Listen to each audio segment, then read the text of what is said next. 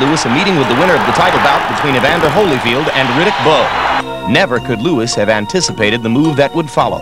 After Bowe beat Holyfield and became the undisputed champion, rather than to honor the agreement to fight Lewis, Bowe chose to throw away the WBC belt. That move not only gave Lewis the WBC title, but gave Bowe the opportunity to maneuver away from Lennox. Stokes virtually out on his feet. And the left hook lands and Ferguson goes down. As Bowe avoided him, Lewis fought on.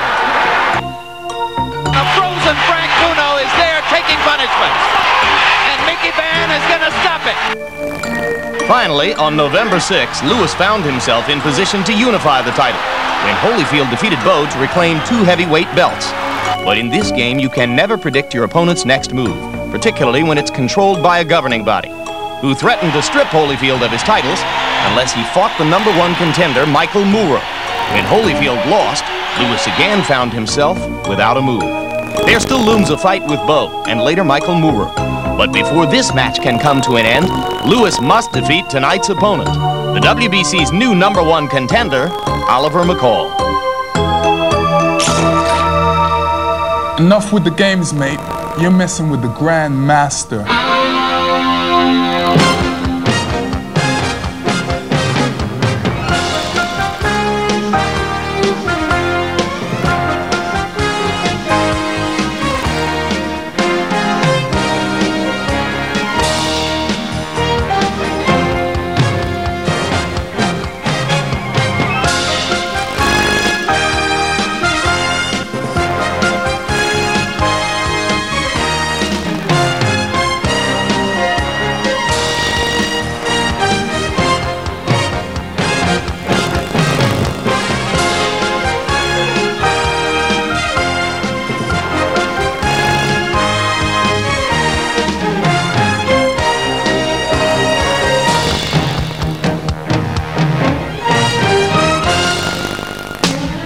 Live from London, England, HBO Sports presents World Championship Boxing as WBC World Heavyweight Champion Lennox Lewis defends his title against the #1 ranked contender, American Oliver McCall, here in London at 1 o'clock in the morning in the Wembley Arena before a smaller than hoped for crowd of about 4,000 people. Lennox Lewis prepares to defend the championship he was given by the WBC 2 years ago against an American who has surprisingly made his way to the forefront of the heavyweight rankings, the heretofore little-known Oliver McCall. Hello again, I'm Jim Lampley. Welcome to this chapter of HBO's World Championship Boxing as we continue to follow the career of the first English heavyweight champion in a century, the man who has held the WBC title for 2 years ever since it was given to him when Riddick Bowe refused to face Lennox Lewis. Lewis goes for his 4th title defense tonight. He is favored, but perhaps not quite as heavily favored as we might have anticipated, against American Oliver McCall. Here with me as always, HBO boxing analyst Larry Merchant. Larry, the fact that Lennox is favored by only about 4-1 is a mark of the degree to which he's been excoriated over the past couple of years by American boxing writers. He doesn't get that much more credit here on his side of the ocean in England. The smallish crowd, an indication of the degree to which he's not taken seriously by boxing fans. How is it that a guy could hold a heavyweight championship for 2 years, as Lewis has, defend it successfully 3 times, as he has, and still not have made it to superstar status? What's it all about, Alfie? That's what I was asking, yeah. Well, all I can figure out about the British is that they've been forced to root for gallant losers for so long that they don't know how to treat a winner. And we, of course, think that we own the heavyweight championship, so that if a foreigner borrows it for a while, we think he has to be not just a champion, but a great champion, a Winston Churchill of champions.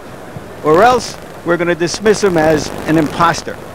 Also, we like fighters who are gallant winners, risk takers, and that's not Lennox Lewis's style. Lennox Lewis is an unorthodox, sometimes awkward, safety first counterpuncher, and that kind of fighter is hard to love. And if he can punch like Lennox Lewis, he's even harder to fight, which is why he is where he is. This much we do know. For decades, American heavyweights have been devouring British heavyweights, and Lennox Lewis has now been devouring ours, and tonight he figures to make a late meal of yet another one. Indeed, if he isn't looking ahead to his potential upcoming bout with Riddick Bowe, part of the Holy Grail for Lewis, a fight tentatively set for March. Normally our third voice tonight would be that of former heavyweight champion George Foreman, but as most of you boxing fans know, George is training in Malibu for his November 5 challenge against Michael Moorer for the other two-thirds of the heavyweight championship, those belts controlled by the WBA and the IBF. So it's our privilege to work again with the legendary fight trainer and manager Gil Clancy. Gil, let's talk about McCall first. What chance does he have of unseating Lewis? Well, McCall is a strong game guy, has good stamina, but most important, he takes a good punch.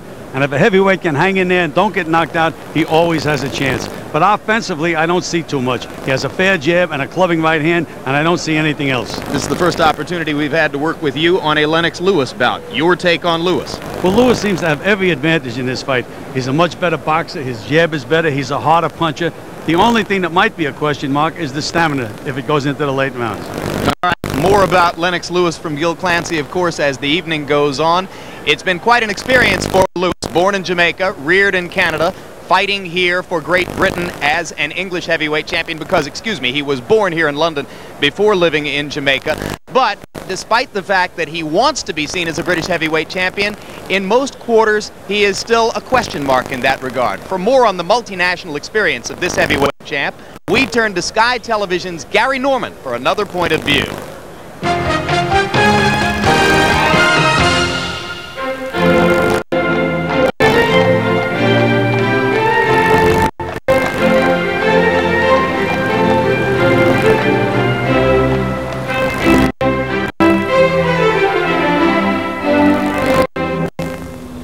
Whose soccer team didn't make the World Cup finals and who hasn't had a Wimbledon men's singles champion in over 50 years, to have the world heavyweight boxing champion is unprecedented. Lennox Lewis is the first man to achieve that for Great Britain in over 100 years. So really we should put him on a pedestal and honour him. But we don't. The jury is out on Lennox Lewis. People close to the sport of boxing and the man and woman on the street are definitely divided in their opinion of him.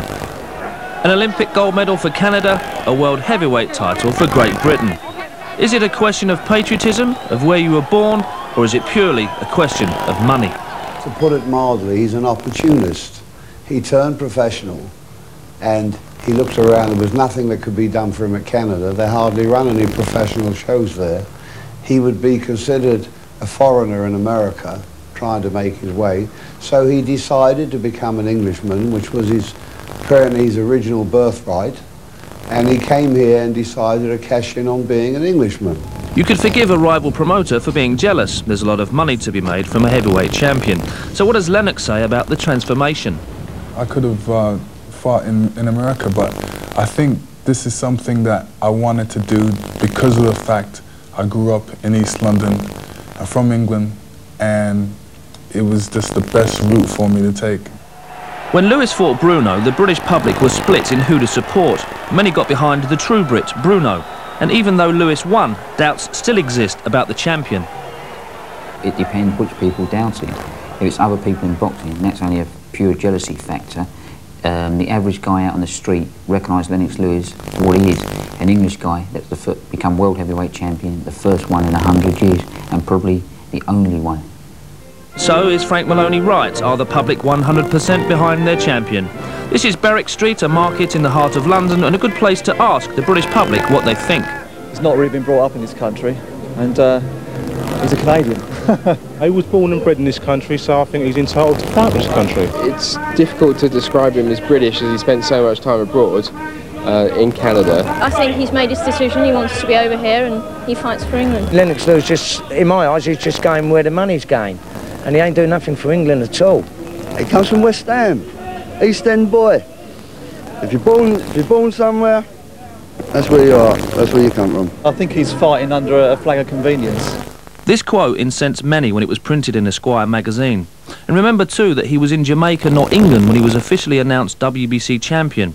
In reply to the question, why aren't you here, he said, Ain't I entitled one little holiday? Now you must remember that people in the public eye will forever be criticised, and Lewis is no exception. But he doesn't spend enough of his leisure time in these shores, and it doesn't go unnoticed. Lewis doesn't work hard. I don't think, at promoting his image. I know he's had criticism from the likes of Don King that Lewis doesn't attend press conferences, doesn't feature. He certainly initially worked very hard in England to try and win over the British public when he was climbing the steps. But now he's got there, all of a sudden it's a different kettle of fish. We don't see him over here. Well, there you have it. Just how patriotic is Lennox Lewis. I think I like England, I love Canada, sums a lot of it up. Canada is where he was raised, England is where he does his business. But for me, I'm proud of what he's done for the country. In my eyes, Lennox Lewis is as British as the Houses of Parliament, Tower Bridge, the changing of the guard, and you can't get any more English than the epitome of English itself, James Bond. I'll let you think about that one for a while. Clever enough, Gary. The subtle reference there. If Irishman Pierce Brosnan lives at the doorstep of Hollywood, he does so because that's where the money is. And Larry, if Lennox Lewis fights in the name of commerce, he isn't the first fighter to do it. Not at all. In fact, Tommy Burt, the last British heavyweight champion back at the start of the century, fled England early in his life, and when he came here, he had a fight here and he stood at the turnstile. He demanded that there should be one turnstile, counted everybody who came in, insisted on getting paid before he went to fight. So this has been going on for a long time. It's the sad fact of Lewis's appeal here that if he had wanted to count every spectator here tonight, he might have had time to do it himself. Tail of the tape between these two fighters, and you'll see that they are both 29 years old. The champion enjoys 3 inches in height, 6 3/4 pounds in weight, and 8 inches in reach advantage. Punch stat numbers, Larry. Here's a look at how active the fighters are and how accurate they are, and the numbers speak for themselves. They both throw about the same amount of punches per round. Lewis is the more accurate puncher. And the jabs tell the story. Lewis throws far many more jabs, lands far many more jabs to set up his big right hand. Harold Letterman, the rules, please. Lennox Lewis and Oliver McCall will box tonight using the rules of the World Boxing Council. There is no standing 8 count, no 3 knockdown rule. You can be saved by the bell in the last round only. Only the referee can stop the fight, and in case a cut is caused by an accidental headbutt, and that cut causes the fight to be stopped, we go to the scorecards after 3 rounds have been completed. Before that, it's a technical draw. Jim. All right, thanks very much, Harold. The first man to enter the ring, according to the fight schedule we've been given, would be challenger Oliver McCall.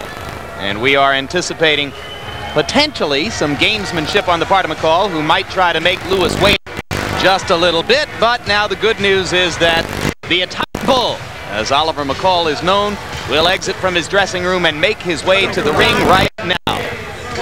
He lives in Winston-Salem, North Carolina, but fights out of Chicago, Illinois. And as you can see, it's the first championship fight for the man promoted by Don King. Perhaps his biggest claim to fame, Larry. He was a sparring partner, reportedly the preferred sparring partner of Mike Tyson during Tyson's early years as heavyweight champion, and he is reported to have once decked Tyson in a sparring session. And to have sparred with Tyson for some 300 rounds and been his best sparring partner. So I assume if this fight were held in a gymnasium tonight, well, he would be the favorite. No, I've seen a lot of guys like that, Larry. They look great in their sparring. You get them a fight, a regular fight, and something leaves them. We'll see how he does under the big lights. But he is what I call as good or maybe the best of the rest. After Michael Moorer, Lennox Lewis, and Riddick Bowe, there are a lot of heavyweights out there of about equal ability, and he's about as good as any of them. It's not unusual for a fighter of his caliber to get a championship shot.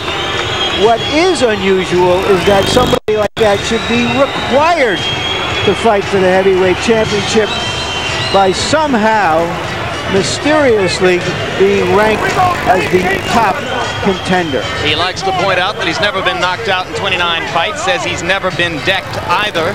The biggest credential in getting him here, an April 23, 1993 8th-round technical knockout of the Italian Francesco Damiani. Since then, he is very lightly experienced, having had only 2 one-round knockouts against fighters named Art Card and Dan Murphy in the last 17 months. That's a little strange to me. I mean, Art Card and Dan Murphy, to talk about one-round knockout records, if I can remember these guys, most of them haven't gone more than 1 round. Partisan English crowd supporting Lewis and booing McCall as he enters the ring, and you take a look at the record: 24 wins, 5 losses. The losses were to fighters named Joey Christian, Mike the Bounty Hunter, Buster Douglas, Orlin Norris, and Tony Tucker. Tony Tucker was one of the 3 men whom Lennox Lewis has vanquished in title defenses since having been given the WBC Heavyweight Championship. That was a 12-round decision in Las Vegas in May of 1993. Now Lewis prepares to enter the ring. Since the Tucker fight, Lewis had the 7th-round technical knockout over Frank Bruno in Cardiff, Wales last October 1, and the 8th-round TKO of Phil Jackson May 6 of this year in Atlantic City. Both times he prevailed by knockout. Both times he was roundly denigrated, particularly by American boxing writers, Larry, who are not convinced. Keep it going, keep it going. Some fighters have a style and a personality that it takes a long time to get recognition. They have to keep winning. Larry Holmes is a perfect example of that. It's unusual to have a Mike Tyson or Muhammad Ali who have the kind of extraordinary projection of themselves as prize fighters that people immediately respond to them. You know, Jim, I had mentioned that Oliver McCall had great stamina, but the way he's hyped up now, he may be using up about 3 or 4 rounds right now.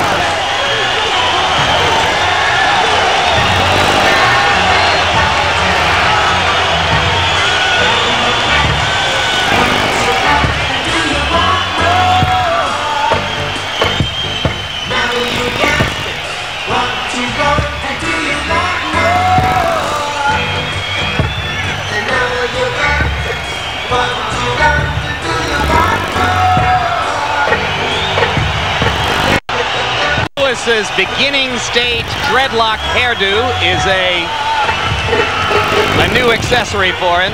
It portrays an introductory interest in Rastafarian lifestyle and culture, which he says he's going to be pursuing as time goes on.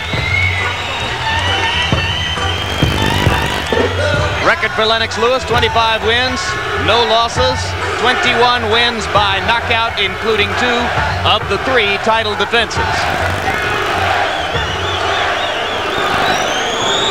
Jim, it looks to me that Oliver McCall is so emotional that he's crying. I had the exact same feeling. He's trying to either he's trying to screw up his courage or trying to make himself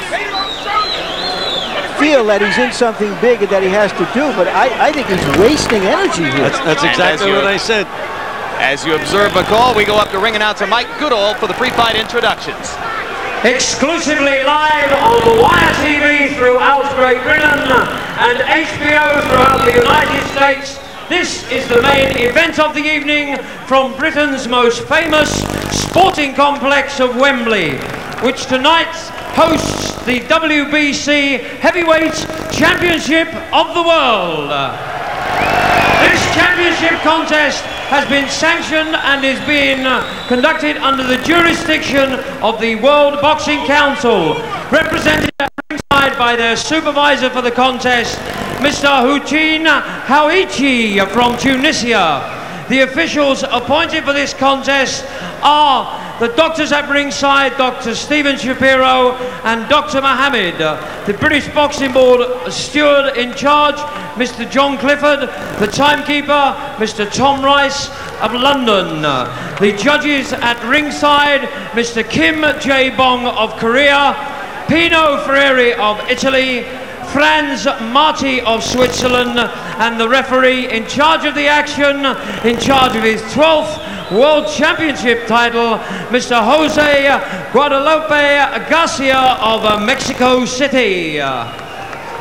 My lords, ladies and gentlemen, Frank Maloney for Panix Promotions and Main Events in association with Budweiser, the King of Beers and the Sunday Express newspaper proudly present a contest of 12 3-minute rounds to decide the WBC Heavyweight Championship of the world. Introducing the boxers in the blue corner, wearing the black trunks with gold waistband, fighting from Chicago, Illinois, and representing Don King's Productions, comes the challenger for the title, ranked number 1 by the WBC, the WBA, and the IBF. He comes to the ring tonight with a professional record of 24 victories, 17 by KO, and has just 5 losses in his 29-fight career. He weighs 231¼ pounds, 16 stone, 7 1/4. Ladies and gentlemen, introducing the Atomic Bull, Oliver McCall.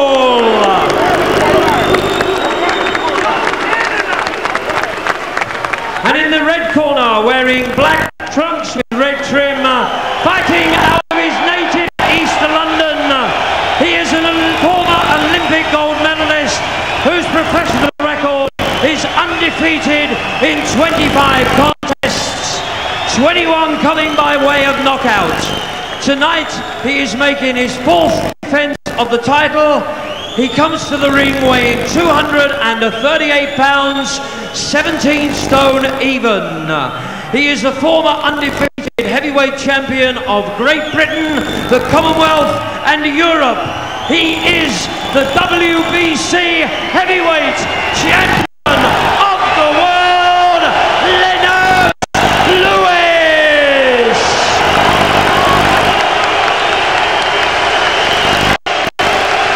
Ladies and gentlemen, the WBC heavyweight championship of the world.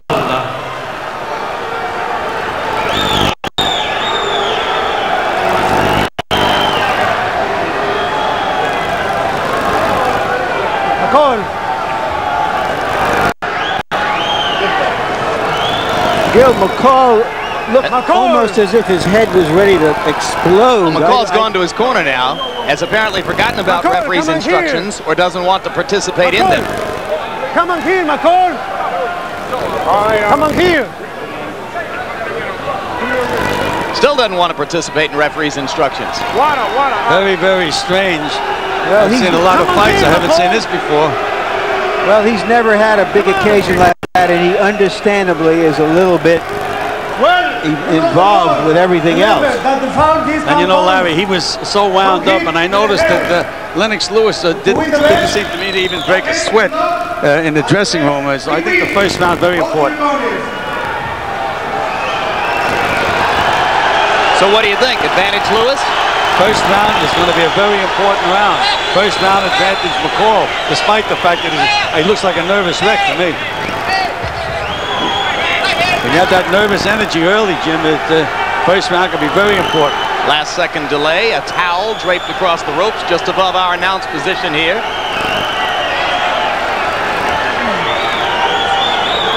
So after some unusual moments, and they seem to crop up in every heavyweight championship fight, here we go. Lewis standing like a statue, much as he did at the beginning of his flawed defense against Bruno a year ago.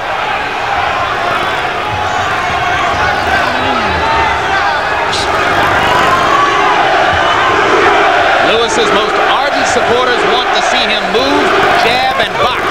Use his extraordinary athletic talent.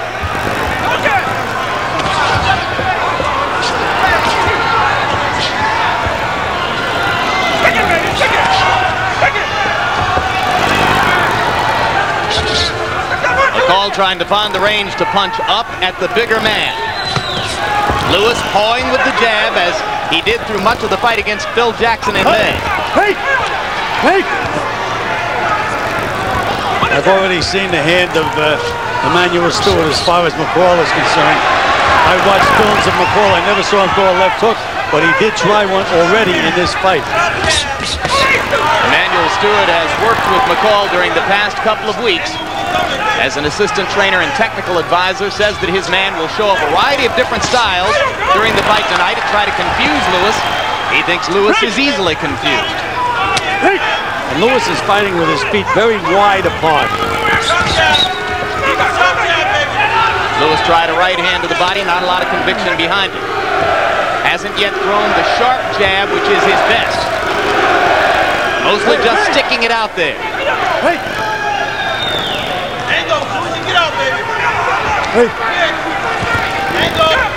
It's been a slow start for Lewis, and McCall seems to be waiting for the big man to try to do something.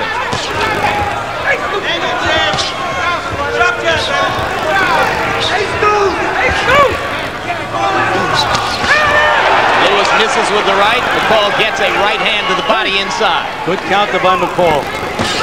Another right hand to the body by McCall. And a little left hook there. Stop. The worst thing that Lewis can do is to try to wrestle with McCall.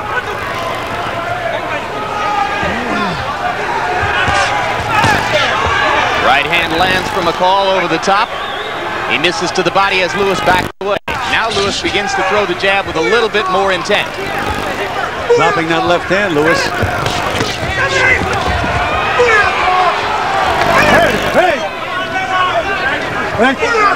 All this wrestling can really sap your stamina, though, and that's, again, McCall has been known to have very, very good stamina. If the first round is a prototype, so far it's a good one for Oliver McCall. Lennox Lewis hasn't really established anything in round one.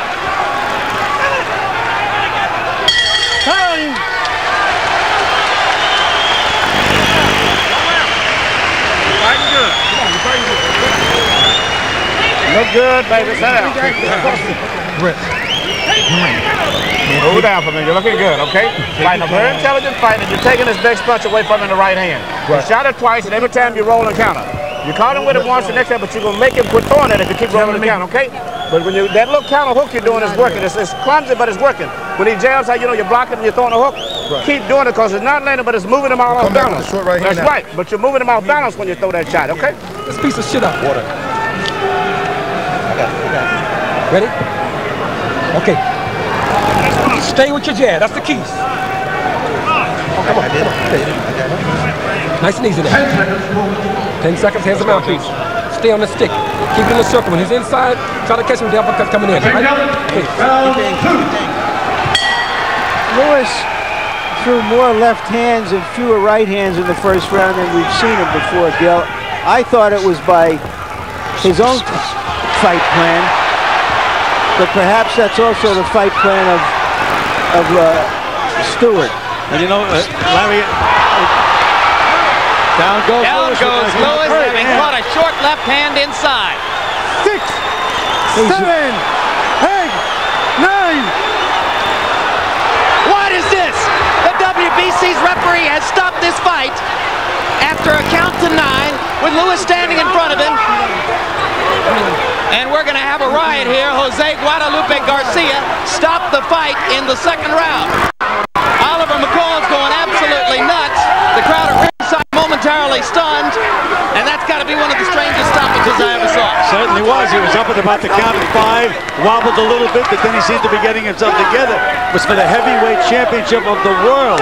I can't believe what I just saw, but it's a WBC referee from Mexico.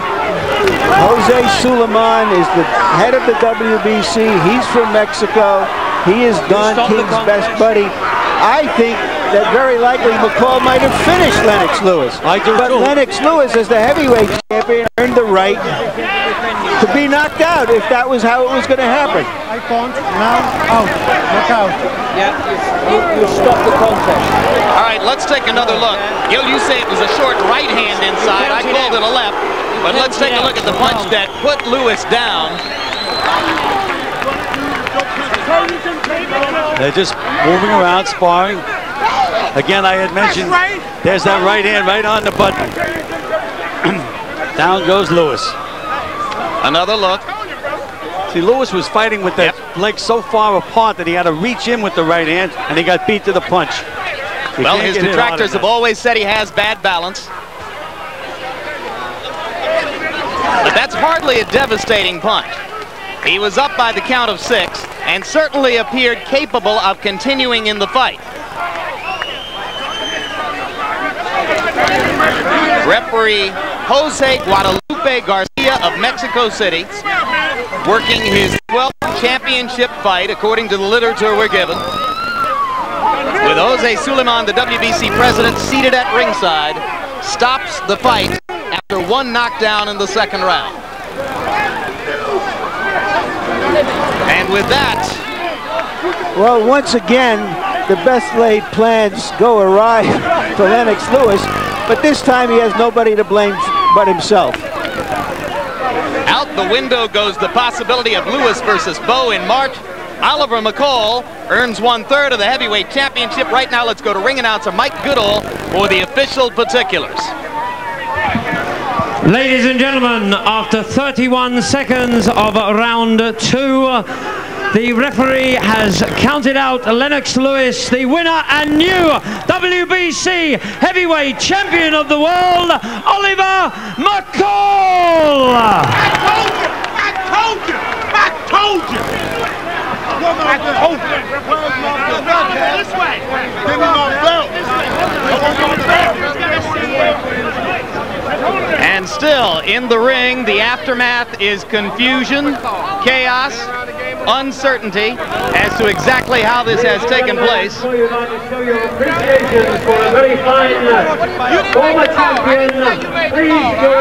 Now, we are prohibited here from interviewing either fighter until medical examinations have been conducted by the British Boxing Authority's medical examiners. So momentarily we hope to get a chance to talk to both Lewis and McCall, and I'm sure that Larry Merchant will work as well toward an opportunity to hear from the referee, Jose Guadalupe Garcia. I've never seen him before. Don't know if you have, Larry, but he's just made a huge impression on the sport. He sure has. You know, there have been some preliminary fights tonight, and we've seen a lot of very, very fast stoppages in some of the preliminary fights tonight. But this is really unusual. I'm not going to say it's unprecedented, but when you have a heavyweight championship fight, the heavyweight champion should have a chance to defend his title almost to the last breath. Now, as I mentioned earlier, this happened very early in the round. Lennox Lewis was hurt. His eyes were glazed. The chances are that Oliver McCall would have gotten to him and perhaps stopped him, most likely stopped him. But I think you have to give the heavyweight champion the benefit of the doubt. You agree with Larry that a stoppage was possible? Indeed, Larry says probable in this instance? Absolutely. I think that Lennox Lewis was badly hurt. He did manage to get up at 6. The reason they have a 10 count is for you to have 10 seconds to clear your head. When he went back into action, another few seconds, Lewis probably would have been okay. They should have given Lewis a chance to fight and also McCall a chance to really prove he's a champion by really finishing Lewis. You've been around the fight game as long as anybody who's active right now. You ever seen this referee? Never seen this referee, never. All right. Let's take another look at the round. We're going to look at it via our handheld cameras in real time and get one more look at the sequence of events that led up to the stoppage of the fight. 31 seconds worth of round number 2. And you can see Lewis with his legs so wide apart. When he throws that right hand, he has to reach. And here it comes. But beat to the punch, reaching in with that right hand. When you get hit, get caught coming in, you really get nailed, and he was nailed. 6, 7, legs are wobbly, clearly hurt 9. At that point. And perhaps it was the fact that he put his body weight on the referee and leaned on the referee without being able to steady himself into an erect position that convinced the referee he should stop it. Absolutely. He fell right into the referee. As a matter of fact, if the referee stepped aside, I think he would have fell down again. All right. Maybe that was what led the referee to make his decision. Meanwhile, I'm told that Larry is standing by with the new WBC heavyweight champion of the world, Oliver McCall. Larry. All right, Oliver, congratulations. Was that a move that you had been looking to put over when he started his left to come over with the right? where I talked to Mike Tyson on the phone before I went to fight. He kept on saying, throw left hooks, throw left hooks. Once I saw that I was throwing a good left hook, I knew he was going to try the right hand, because I knew once I hit him a couple of times, he got scared, he started holding on, he saw my power. I was waiting for him to throw the right hand. I was practicing that counter right hand. I counted that right hand, and boom, oops, there it is. But first I would like to say happy birthday to Allison, her 9th birthday, his daughter. I love you. And this was for my grandfather and my father, Henry McCall, and my Jan, my sister. Back down. Understandably, you're very excited, Oliver. Give us a sense of the fact that you've been a sparring partner for so long. Your best reputation was as a sparring partner for a champion. How difficult was it for you to make a transition this far in boxing? Well, it's all in the mind. You know, I never was a sparring partner. See, that's what Charles said I was. Even all the guys I sparred with in my life, tell the truth, God knows, I've got the better of the rounds, every guy, from Tyson on down. I done the helping to get them in shape. All right. The next and question thanks to Don King, the king of the world. He brought me to the top. The next question is this. You knocked him down. He gets up at the count of 6. He was wobbly. He was glazed. He would have got knocked out again. But probably. But he would have. But were you surprised that here in his hometown they stopped it that quickly? No. Hey. What y'all want me to do, kill a man? That's right. See, that's what's wrong now. But, like I said, this was the first challenge for not only the heavyweight championship of the world, but between HBO and Showtime. I'm a Showtime fighter. I drew the first blood. I knock out Michael Moore, Riddick Bowe. I come back here. But now I put on my show, so you'll see me again on Showtime, baby. Yeah. Thank you very much, Oliver. Jim? All right, Larry, and there you see some of the business of boxing in all of its naked obviousness. Oliver McCall promoting his next television appearance, perhaps on another pay cable service. Well, it's a strange sport, Gil, and you see strange things all the time. You don't want to leap to too many conclusions too fast, but you saw the joy with which Don King embraces his return to a part of the heavyweight championship. It's been a few years, and he's back. Returned from almost oblivion. Back on top again with a heavyweight champion. Never count him out. Let's go to Larry Merchant once again, now with Lennox Lewis. All right, Lennox, give us your version of what happened. I just got caught with a lucky shot, and the referee seemed to help him along really good. How dazed, how hurt, how wobbly were you because you looked badly hurt? I wasn't badly hurt. I was dazed. I got to my feet. I recovered. The referee asked me if I was okay. I nodded yeah. Oliver McCall ain't that good. He's not that good, so don't. Well, you're not going to convince the people who are out there. He did land a right-hand punch. He landed a great right-hand punch. It put me on the ground. I tried to get up too fast. I was a little bit wobbly, and all of a sudden the referee just said, "No, that was it." Did you talk to him? Was he able to communicate with you at all? The referee couldn't even speak English. When you nod your head, that means yes. You're okay. All right, let's take a look at this round again, and you describe what happened to you and what your reactions were during it. Did McCall show you anything that you hadn't seen or weren't expecting? No, not really. You know, Oliver McCall was staying on the outside. He was actually afraid of my jab. At that point there, I was coming in with my right hand. I was trying to land the right hand. All right, he caught me with a good right hand. I was wobbly. Got to my feet. 6, 7. I was okay. 8, 9. Put my hands up. The referee didn't even count.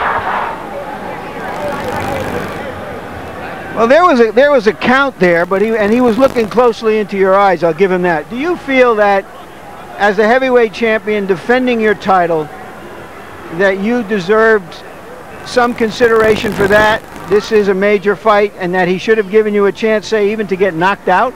Totally. I was really surprised at the referee's decision to stop the fight so early. It seemed like a good opportunity for him to stop the fight. Messed up with Don King, Jose Suleiman, so he took advantage of it. Are you saying, were you aware of his connection to them before the fight? And if so, why would your people allow a Mexican referee who has never refereed a heavyweight championship fight, as far as I know, to be involved here in your hometown? You have to realize Jose Suleiman is the president for the WBC. So whatever he says goes. He has a lot of influence with all judges and all referees. Thank you very much. Are we going to see you again, Lennox? Yes, I may be down, but I'm not out. Thank you very much, Lennox. Jim? And it's worth pointing out that no matter how upset he might be, Lewis has to be somewhat circumspect. After all, if it weren't for the WBC and its particular political machinations in the sport, Lennox might never have had a heavyweight championship belt to begin with. Well, that's exactly what happened. But he had to stay with the WBC. Again, we had all WBC officials. Whether they're right or wrong, it was a WBC event. Yeah. Incidentally, the British Board of Boxing Control will not allow us to interview referee Jose Guadalupe Garcia, so we won't be able to hear from him, and if in fact what Lewis says that he doesn't speak English is true, then it might not have gained us all that much. But meanwhile, we do have a chance to talk to one of the men from Lewis's management team, Frank Maloney, standing by now with Larry. Larry. All right, Frank Maloney, you explained to us, did you protest at all the fact that there was a Mexican referee at this event? We protested strongly. There was a Mexican referee and a Mexican judge to start with. We had the judge removed, and we protested to our board of control that they should have the referee removed. The board said there was nothing they could do. It was the policy of the WBC. We protested to the WBC strongly. Up until the day before the fight, we were still protesting about the Mexican referee. Since the WBC in effect decreed that Lennox Lewis should be the heavyweight champion, I suppose you live by the sword and you die by the sword. I suppose that's, yeah. I mean, we were definitely, the title was definitely stolen from there. Lennox should have been given the benefit of the doubt and a chance to continue. He was up on his feet with his hands up. He's the champion. Did you say anything to anybody from the WBC immediately as this happened? Did you try to make any kind of official protest, or will you? I made a protest to Suleiman himself. Told him exactly what we thought happened and thought how we were stitched up there. We also complained to our board of control, and we're asking them now to take it to official level. Thank you very much, Frank. Jim and Gil? All right, thanks a lot, Larry. So out the window, along with a lot of other best-laid plans, goes the chance for Bo Lewis, a rematch of the 1988 Olympic final, the fight which, until a few moments ago, was the one that probably more boxing fans wanted to see than any other potential heavyweight matchup. Next up, Michael Moore against George Foreman in another fight, the validity of which a lot of people question. Beyond that, what do you expect to happen to the business of the heavyweight division with Oliver McCall now holding this belt? Well, I think a lot of the heavyweights that Larry mentioned are all on the same level. They're all going to be challenging Oliver McCall in the morning. Yeah, but not fighting him in the morning. In fact, it might be a while. Larry, what do you think is going to happen to the business of the heavyweight division? I haven't got the foggiest idea. I think that obviously Don King wanted to get a piece of the heavyweight championship back, and he got it. But beyond the politics, I think we ought to make something very, very clear. Oliver McCall did what he did, and he deserves credit. And nothing that we say or that I say takes away from the fact of what he did. We considered him to be a good journeyman prize fighter. He got all of his forces, all of his abilities galvanized for the big opportunity, just as Buster Douglas did in Tokyo on that famous day or night. And he pulled it over, and you have to give him as much credit as you can. It does end in peculiar circumstances, and that's a shame for Oliver McCall, not for Lennox Lewis, because there shouldn't have to be any controversy after he did what he did. Yeah, McCall's not the first fighter to have exposed Lewis's technical flaws. He's just the one who got the most out of it at this moment. Yeah, I thought that Lennox Lewis was a little uncharacteristically forceful in this fight and aggressive. He was really trying to make something happen, which is slightly out of his style, I think. Maybe Gil has something to say about that.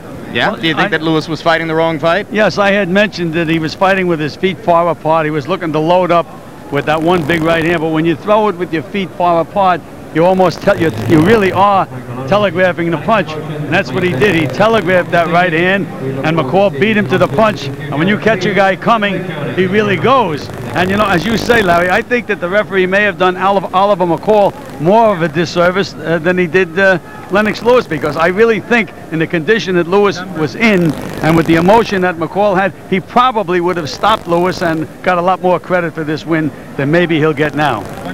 Any final comments? Once more, the theater of the unexpected strikes again. I guess the first thing I have to say is that I was in a tiny minority who thought that Lennox Lewis was the real thing, and I guess I am now in a tiny minority who is really surprised at what happened tonight. But hey, hats off. Drink a tall one for Oliver McCall. Your minority group of believers in Lennox Lewis was smaller than your minority group of people who are surprised by what happened tonight. In fact, I suspect that isn't really a minority group. Well, as Larry said, theater of the unexpected. That's why it's always worth tuning in to see what happens regardless of the odds here on HBO's World Championship Boxing. And the good news is we'll be back with you again 1 week from tonight with a terrific fight in Norfolk, Virginia. To compare is just about over.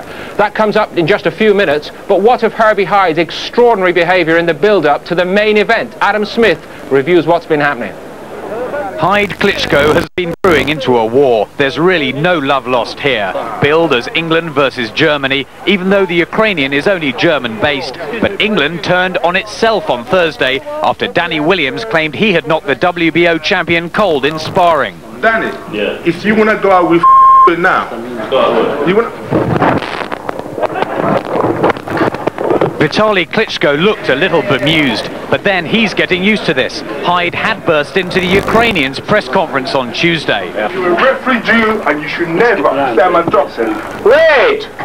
You're through there. You can't live there! Wait! Knocked out. The Germans, I get letters from the Germans, they hate your guts. By Friday, Klitschko definitely had the psychological advantage on the scales. Vitaly Klitschko, 17 stone, 7 3/4 pounds. Hyde was 2 hours late weighing in, but by now, at last, seemed right. Herbie Hyde, 15 stone, 11 pounds.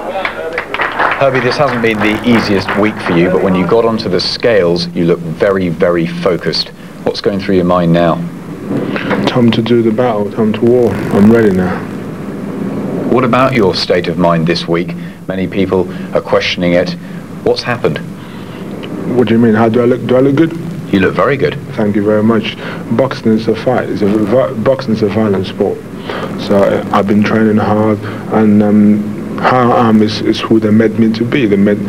I was a young kid brought into boxing, so naturally I'm aggressive, but they made me into aggressive arm, and that's what I am. Does that give you the edge then, you think? Absolutely, because I'm like boiling. At the moment I'm like a bomb waiting to explode. Just as well we got here in time then, isn't it? Absolutely. Barry, what about Hyde's personality in the build-up to this fight? Is this hype to try to sell out the arena here? I think there's two things to this. I think he's a complex, well, we know he's a complex, mixed up sort of a guy, but I think he's frightened, Paul. I think he's genuinely frightened. This is, as far as he's concerned, the most dangerous opponent since he fought Riddick Bowe. This is a dangerous opponent. He wants to perform. He wants to try and spook the German or the Russian, which he was unable to do. And he wants to get himself up for the fight. He wants to try to get himself up. And he is a mixed up, complicated sort of a guy. But I think he's ready. I think he's been better prepared for this than he has been for any of his fights recently. Jim, maybe Hyde fans believe that a little too much has been lost in the build-up over the last few days. Throwing tables around, threatening everybody in sight. That's hardly focused professional preparation, is it? Temperament is so important, and Herbie has never had the best of temperament. You sometimes wonder, does he want to box? I mean, twice he wins a version of the World Championship, and twice he takes a year out of the game, doesn't seem to want to defend it.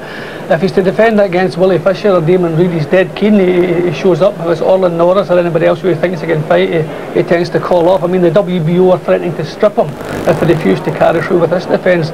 So certainly serious problems. And I think Herbie also fights on his nerves as well as living on his nerves. So I wonder how he's going to be over a long fight. We know already that this is the biggest, strongest man he's fought since Riddick Bowe, Herbie Hyde. Vitaly Klitschko, giant Ukrainian now based in Germany. And he's had his problems in the build-up to the fight as well, Barry, having to move hotels because 6'8" tall, there was no bed in the first hotel that was long enough to accommodate him. His feet were hanging out over Hyde Park for a couple of days. That's the least of his problems, I'm sure. He's ready for this fight, but he's got a real fight on his hands. His impressive record, it looks tremendous, but I think if you inspect it very carefully, I don't think it's as impressive as it looks.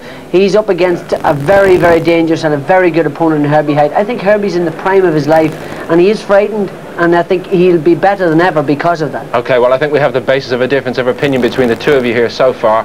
Klitschko's career as a professional so far has been based in Germany. He and his brother, Vladimir Klitschko, moving from their base in the Ukraine to go to Germany to become professional boxers. But back home in the Ukraine, they have become enormous stars, and there is great public interest surrounding tonight's fight. This is the scene live in the central square in Kiev, where an estimated crowd of 200,000 people in the open air are watching a rock concert, waiting for the fight, which will be shown on giant squares. And they've created one or two little pieces of sporting history for their country, but if Klitschko can become the first major professional heavyweight champion from the Ukraine, then it will be yet another landmark for his country's emerging sporting reputation. That comes a little been waiting for Herbie Hyde for a long, long time, but he's in action next defending his WBO World Heavyweight title, and it's probably the toughest fight he's had in 3 or 4 years. Glenn McCrory sets out what might happen when the two men get into the ring behind me.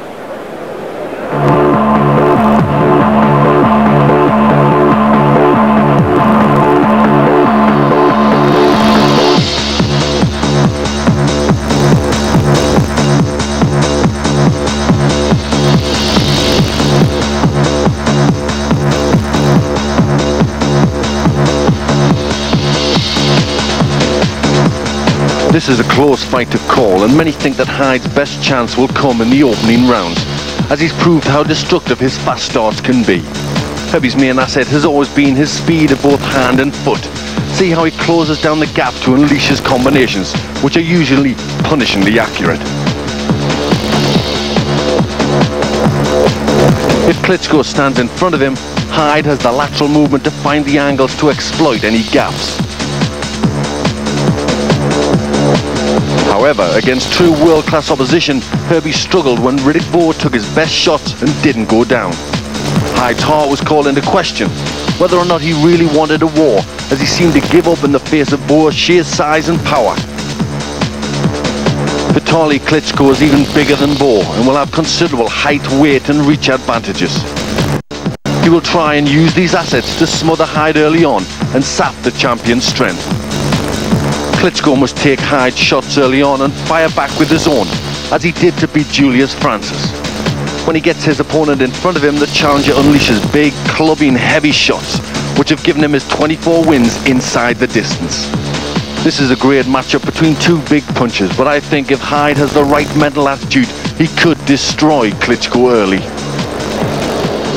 Views of a couple of other former champions now, talking to Adam Smith.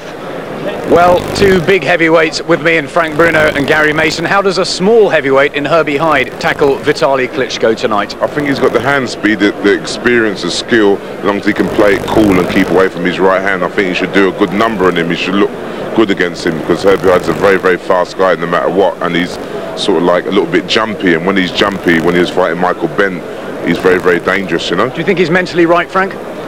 Herbie Hyde is Herbie Hyde, you know what I mean? Sometimes you never know what day or what side of the bed he can wake up on, but you know, once he gets in there, I think, you know what I mean, he'll go to his natural ability, which is speed.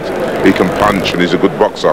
Gary, we don't know much about Vitaly Klitschko. He's a bit of a mystery, but 24 knockouts in 24 fights. Dangerous. Yeah, very dangerous. That means that it's not a mystery. You know what he can actually do. Herbie's always screaming about he wants this fight and that fight. Here's a chance for him to impress, but he's been known to faint before, and this is a big guy. He might faint again, you know. You think he will? Well, he doesn't want to tonight because he wants to really impress, and if he's fighting a guy like that, this is the chance for him to do it. Frank, who wins?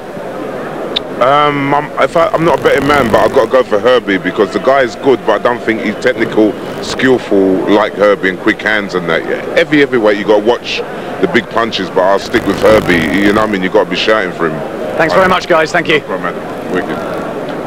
I must say that I haven't heard one professional say otherwise. Then at the end of the day, you have to pick Hyde in this fight, Barry. Do you go along with the general opinion? Well, I think the general opinion is that in the past, big white European-style heavyweights have never achieved at professional level, and the worry is that this guy hasn't a tall, upright, ex-amateur star, ex-amateur style, hasn't really changed radically as a professional. Got a good right hand and has achieved a lot at the amateur level, but they've never been able to make the transition to the pro game. My feelings are it won't change tonight. He may be dangerous with that right hand, but I think that if he doesn't get out and get his hands up quickly, Hyde could take him out in the first 3-4 rounds. Jim, the other big question mark against Klitschko, really no experience at this level. No experience, that's a fact, but I worry more about Herbie. I think Herbie lives on his nerves, he boxes on his nerves, he burns up so much energy needlessly. When he sets off at a tremendous pace. His last couple of fights, okay, he's been fighting absolutely nothing at all and it's worked for him. I wonder if Herbie starts at that crazy pace and the big fella goes back into amateur mould and just covers up. I mean, these Iron Curtain countries, they know how to defend. The criticism of Hyde, leading on from what you've said there, Jim, the phrase is an on-top fighter, and that recently that trend has become more marked. That's to say, he loves it when he can boss what's going on in the ring. That's exactly how I feel about him, and I wonder how, if the fight goes into the 5th and 6th round, and this big fella who has covered up in the early rounds comes back strong and powerful, how much Herbie likes the game. Sometimes I get the feeling that Herbie's a little bit of a bully. He fancies the job when he's on top, but when he's not on top, then he asks himself the questions, and I don't know if the right answers come out. I expect that, I know there's a great chance Herbie could win this fight quickly because he has the speed, he has the power. I think he'll shock this fella with his speed and power, but if he doesn't nail him early, then I start worrying on his stamina. It would really be something, wouldn't it, to see a 6'2" man bullying a 6'8" man. And back home in Kiev, Vitaly Klitschko's legions of supporters have filled the central square. The Ukrainian hero about to try to reflect some more glory on his home country here. He's based in Germany, but still very much a big name in the Ukraine. He and his brother have put the Ukrainian heavyweights on the boxing map, and this would be their finest achievement. They're all waiting with us live in Kiev to find out if Vitaly Klitschko could do it here at the London Arena tonight. Hyde starts as a favourite then, but thank Sky and thank Hyde's promoters for making sure that this fight goes ahead, because Hyde time and again has failed to get in there and do it. Tonight he has to. No escape this time, and Herbie Hyde has his whole reputation on the line next.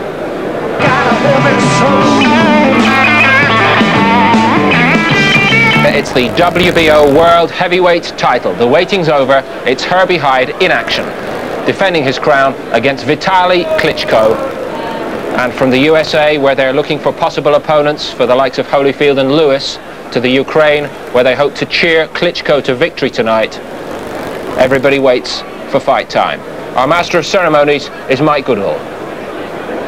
Ladies and gentlemen, it's time for the main event of the evening. Frank Warren presents the Heavyweight Championship of the world. Ladies and gentlemen, please welcome first to the ring the challenger for the title from the Ukraine, Vitaly Klitschko.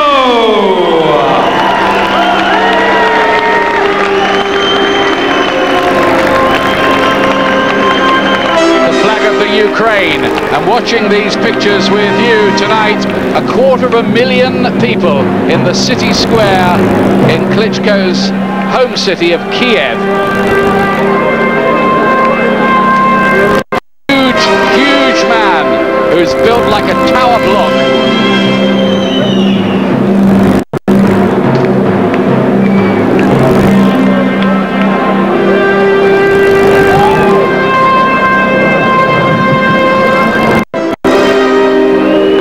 Now based in Hamburg, and with some 600 fans here to support him as well. They call him Iron Fist, and that's because he's dispatched all 24 of his opponents inside 6 rounds.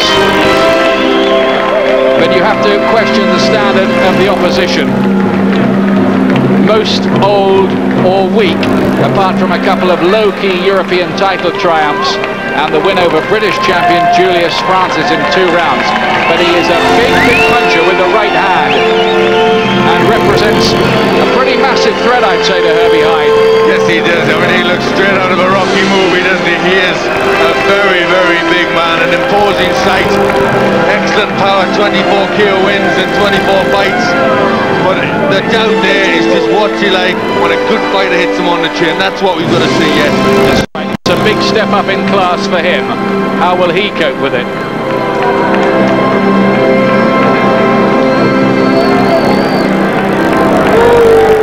And now, ladies and gentlemen, from Norwich, England, the WBO heavyweight champion of the world, Herbie Hyde!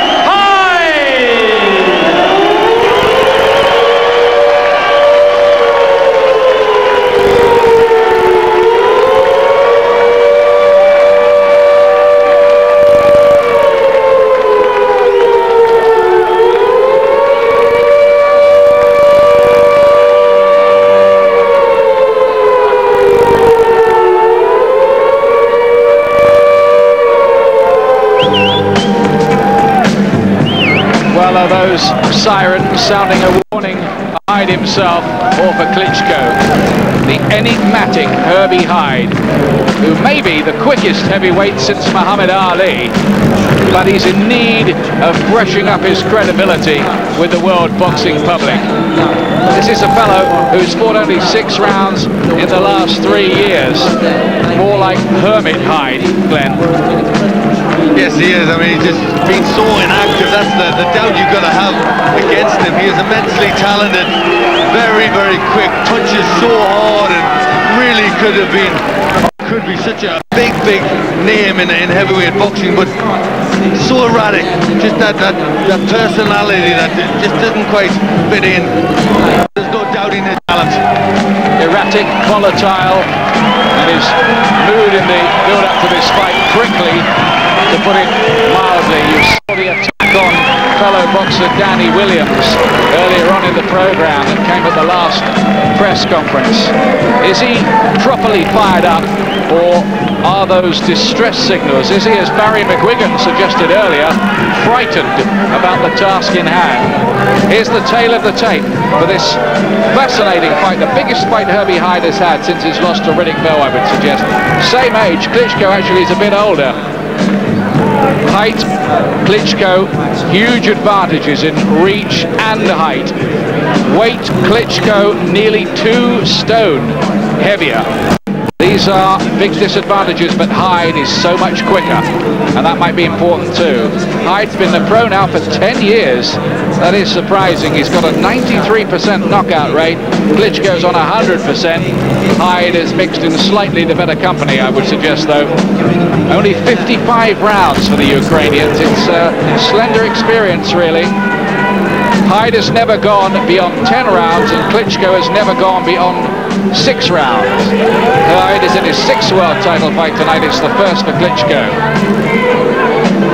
The bookmakers make Herbie Hyde the favourite for this fight, 5-2 on, with most bookmakers 7-4 against you can get with Klitschko. I did see 5-2 with one firm this morning. The draw is 50-1.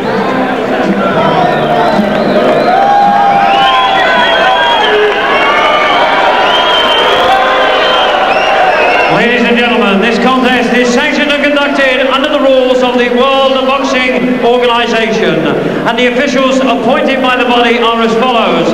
The supervisor in charge this evening, their president, Mr. Francesco Valcasel. The supervisor and representative for the British Boxing Board of Control, their president, Mr. Leonard Nippereen, QPM. The timekeeper this evening, Mr. Bob Edgeworth from Bromley in Kent, and the judges at ringside, Mr. Ruel Kayez from California, Mr. Harold Lederman from Orangeburg in New York State, and Mr. John Stewart from New Jersey in the USA.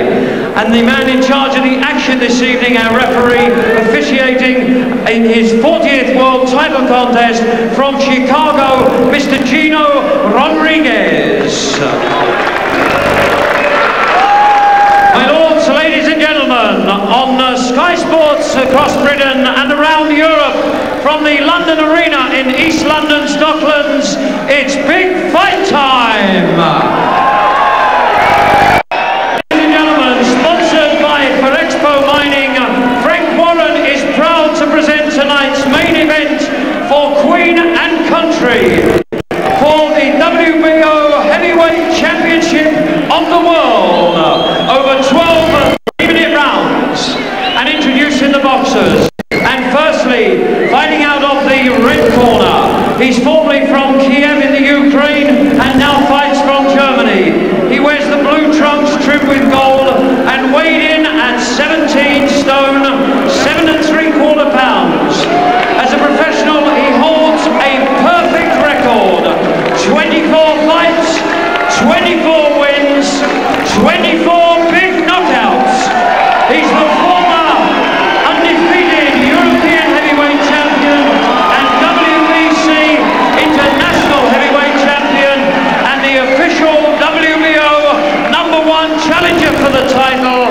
The challenger tonight, ladies and gentlemen, Vitaly Iron Fist Klitschko.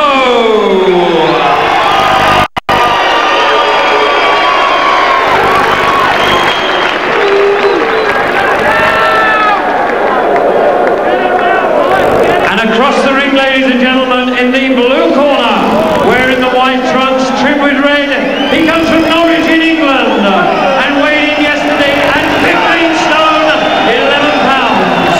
He holds a 32-fight professional record, 31 wins, 30 wins by way of the big knockout, with just one loss. He's the former undefeated British and the current WBO heavyweight champion.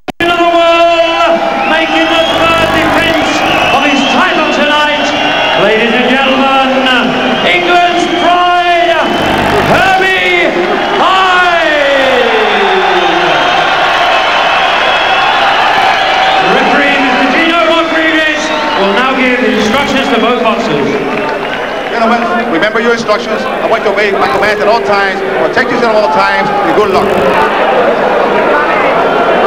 12 3-minute rounds for the WBO Heavyweight Championship of the world. And this is not a good time to go and make the tea, because Hyde has won 20 times inside the first 3 rounds, and so has Klitschko. Big punches, both of them. It might be quick. It might be explosive as well. Hyde, who's boxed so rarely in recent years. Not enough. He's been overtaken by other pretenders for the big league. Klitschko is first really big test, although he has held the European title in the past. What tactics will Hyde employ? And you can see with the two of them together there the massive difference in size, but Hyde is very quick. Did beat a big man in Tony Tucker in 2 rounds, a very old 39-year-old Tony Tucker. But when he fought Riddick Bowe and was giving away about 2 stone, he was knocked all around the ring eventually and was on the floor 7 times. So what happens? Well, the difficulty here for Hyde is to get in close. This is very big man, very tall, long arms. So Hyde's got to use that speed to get close to him, to get inside and let loose the fast combinations. Klitschko with massive support, both in Germany and his native Ukraine. Is this his breakthrough night? Or does Hyde project himself forward and inspire talk of a showdown maybe with Lennox Lewis sometime next year?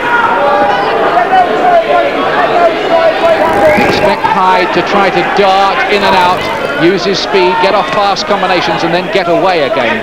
That should be the strategy, you would think. Not stand in front of Klitschko to let him unload that big right hand we've heard so much about.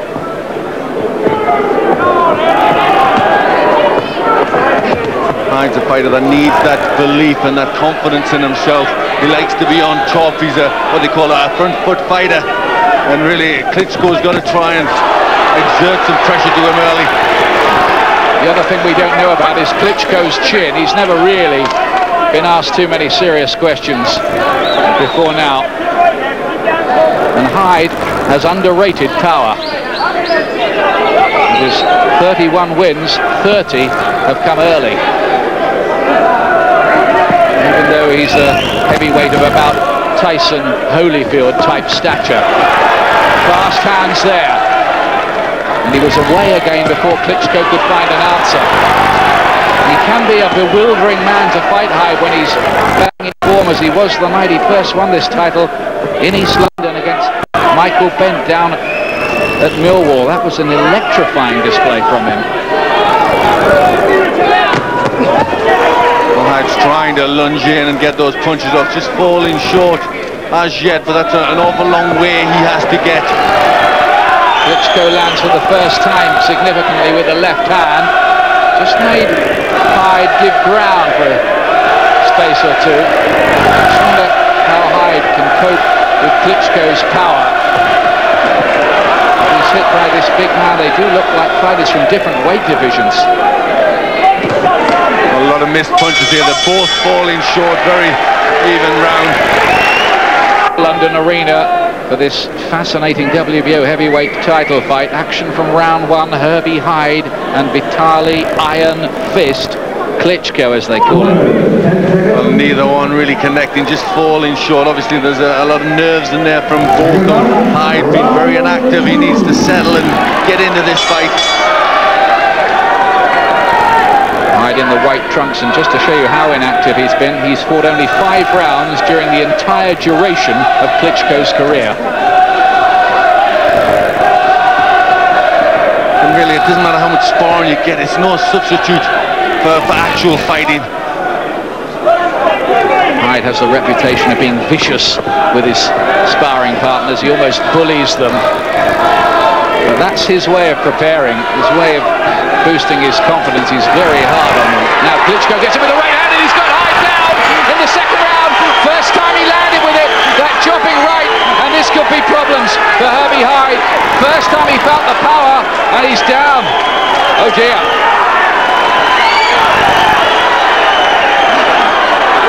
What happens if Klitschko can find another one of those? It's early in the round too.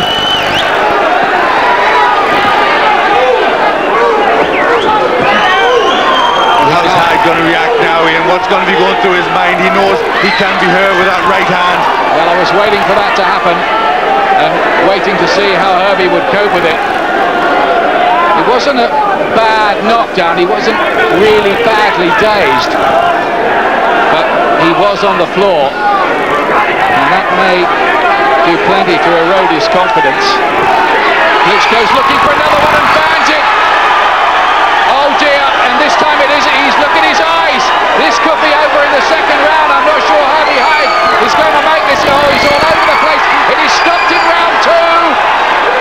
Vitali Klitschko wins the WBO heavyweight title, and Herbie Hyde's world falls apart. Well, I'm sure Kiev has just erupted with noise. He'll be a hero there tonight. He just had too much power. Now, I did all week have thoughts about what had happened in the Riddick-Bowe fight when he was giving away a similar amount of weight, and remembering how Bowe kept putting him on the canvas 7 times, and he just can't give away that kind of weight. So that's always the crunch. It's you're a good big man, a good small one. It always goes. The big one will get through. We didn't know how good Klitschko was. We know now. We certainly know he has a big power in that right hand.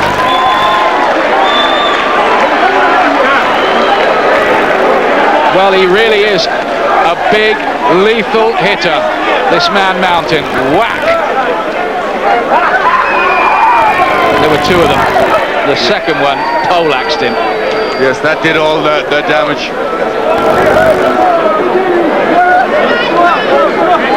Big right hands. They said that was the punch that you had to watch. He was very solid with that. Hurt Hyde desperately there. And Klitschko becomes the first East European to hold any version of the world heavyweight title. It may be the less regarded WBO version, but try telling that to all those people in the city square in Kiev tonight. 250,000 of them. Well, that's the final shot. It just seemed to glance by the chin, but he was never going to recover from that punch. The first knockdown he got up from okay. The second one, you could just see his eyes swimming, and you knew there was no way back. Well, Herbie Hyde's pretensions to get into the same ring as the Holyfields and Lewises have been blown apart here by this Ukrainian. Iron fist indeed, Glenn. Well, he certainly is, and that's going to make a big impact on the heavyweight world. Well, they're suddenly going to be talking about Klitschko and Hyde. What does he do now? Does he go away and rebuild? I think the fact is, there's always been the suspicion that he's just a bit too small to mix with the really top guys, the big guys in the division, and I think that's been kind of underlined tonight. For all his speed and talent, It was the size and strength of Klitschko that was just too much of him, and you wonder what happens to Herbie Hyde now.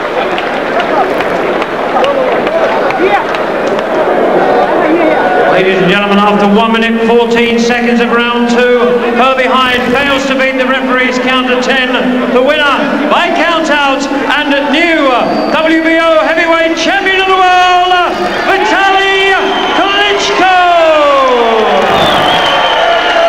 And that means that he's now won 5 in the first round, 14 in the second, 2 in the third.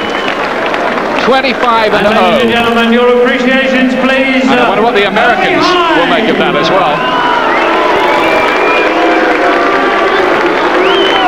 Well, it's got to be exciting, surely, for the world picture that we have a marketable Eastern European who, on that evidence, looks to have what it takes to at least be put into the frame at world level. WBO World Heavyweight title changes hands, and Herbie Hyde makes a quick exit out of the ring with his hopes really in quick time by this 6'8" Ukrainian Vitaly Klitschko, who trails the spoils of his victory around the ring, and big support for him not just in Kiev, not just in Germany, but even here in the arena tonight. Hyde's fans, such as they were here tonight, have already made their way out, so disappointed by Hyde's performance. Much reaction to come after this short break, and we'll feature another young heavyweight in a moment or two. Pele Reid making a return to action tonight here after his first professional defeat, and could he regroup at this level? That's next.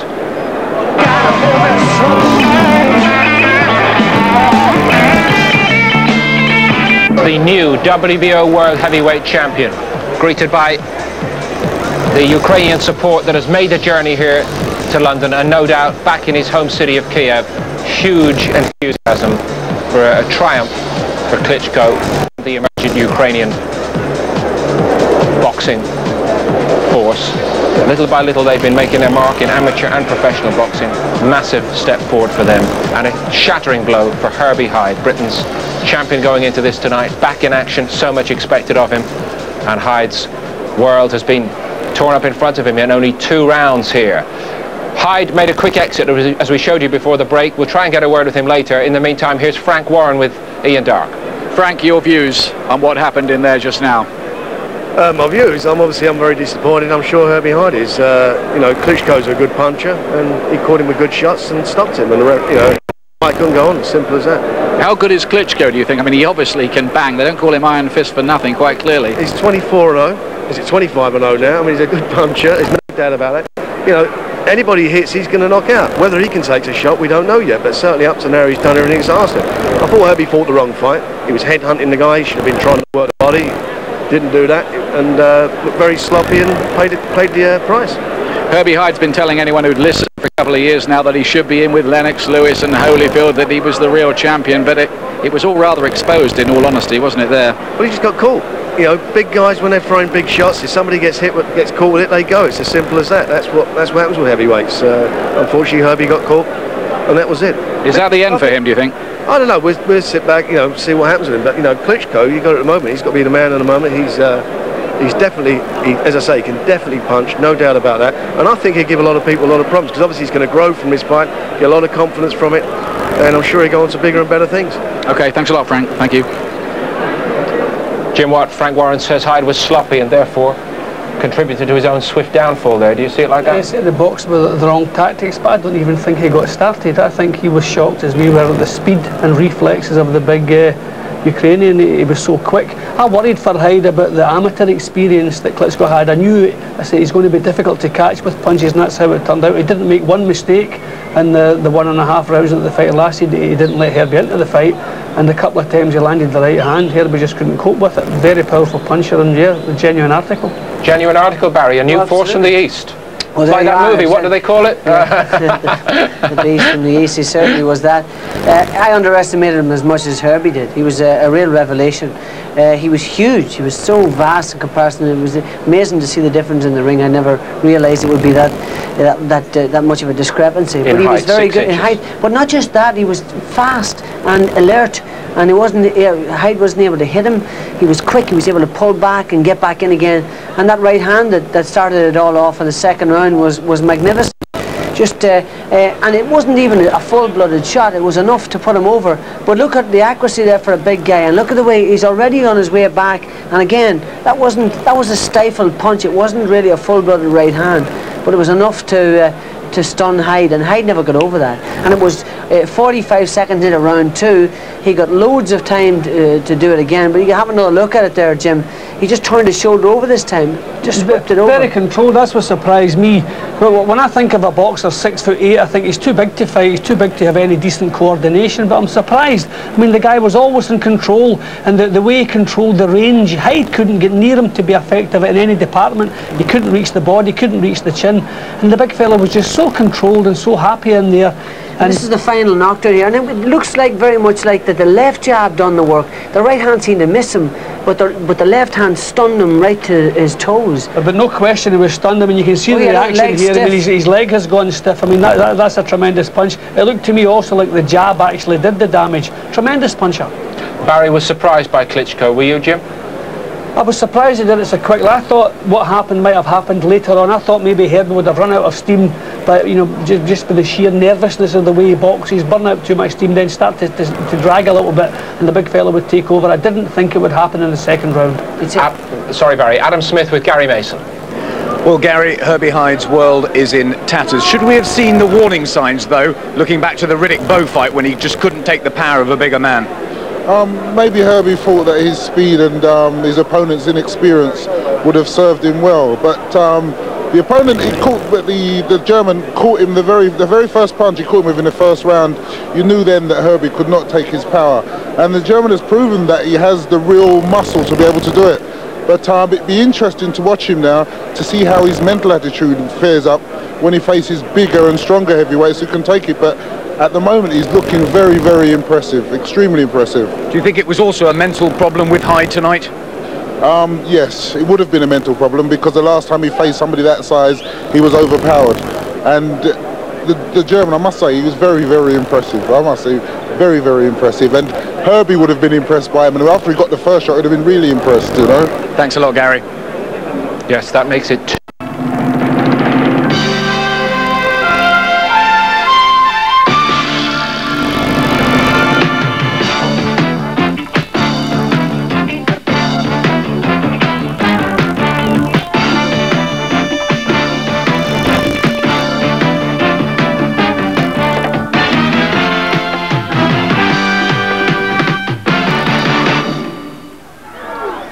Moretti scores 143, 142. Oh, it's the first close one. Harold Letterman scores 143, 142.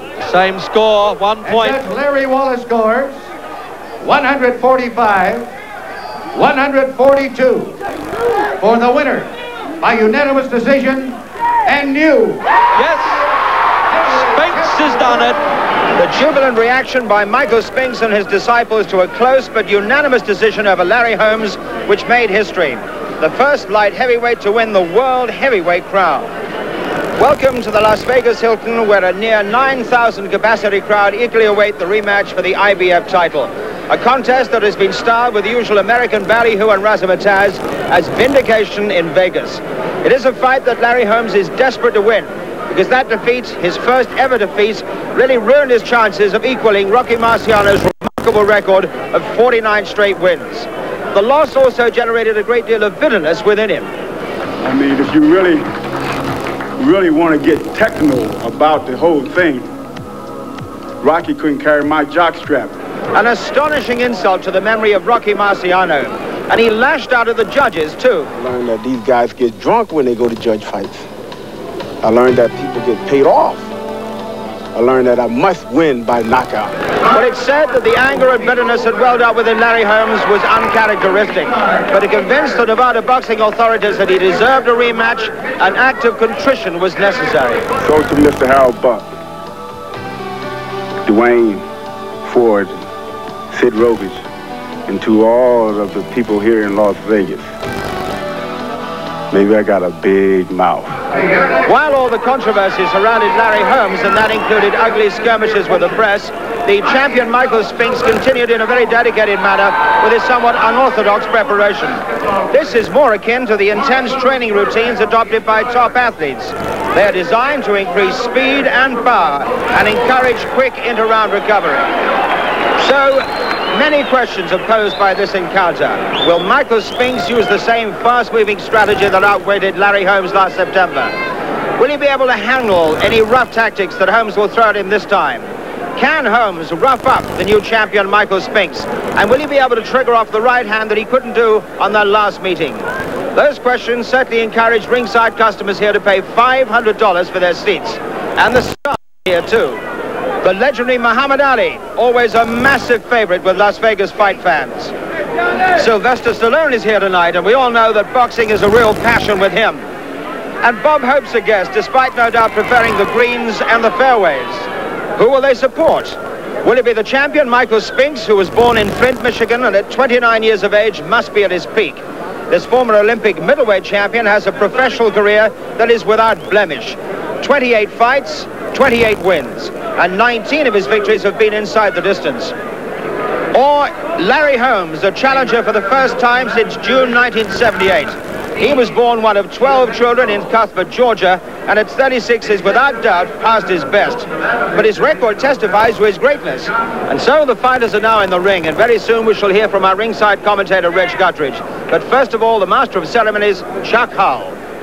This is the main event of the evening. 15 rounds of boxing for the IBF Heavyweight Championship of the World. Introducing, in the red corner, the former IBF and WBC Heavyweight Champion, Larry the Eastern Assassin Holmes. And in the blue corner, the current IBF Heavyweight Champion of the World, Michael Spinks. So Mills Lane, who's handled quite a lot of big fights lately with a bit of controversy, in my opinion. All right, let's get it on, come on.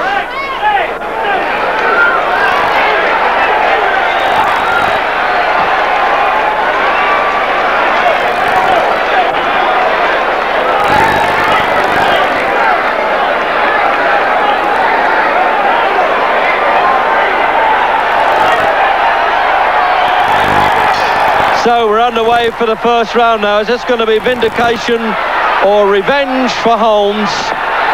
He really, wrestled on the floor. That'll cause a bit of hoot in the crowd, and it certainly has. He is full of bitterness, Larry Holmes, no question about that. And the referee's got to do something about it. Michael Spinks was unbelievably calm when he came into the ring. Holmes, well, I was going to say full of hatred, and I really think he is. He still thinks he won the last fight. His seconds had the words emblazoned, "I am back," on their tunics. But at 36, it's certainly going to be the last chance. Multi-millionaire or not, the ex-champion, he wants to win this one for pride. And has he got enough pride to dredge up just one more emotional performance of a really glittering career, save the one defeat by this fella Spinks?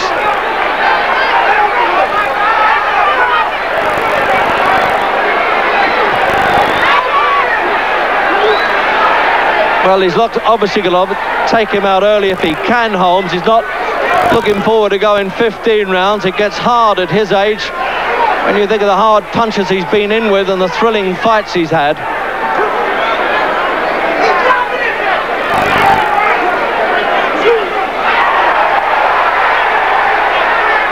But he's thrown more punches in the opening round of this fight, I think, than he did in the entire 15 of the last one.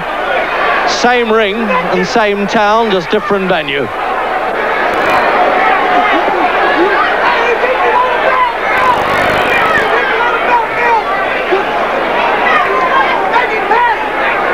Holmes obviously trying to, when he was trying to equal Rocky Marciano's unbeaten record, had to then have the doubtful record of losing to a light heavyweight. Although he came in at the heavyweight limit, Spinks, he's still considered a light heavyweight, and of course held both championships at 12-7.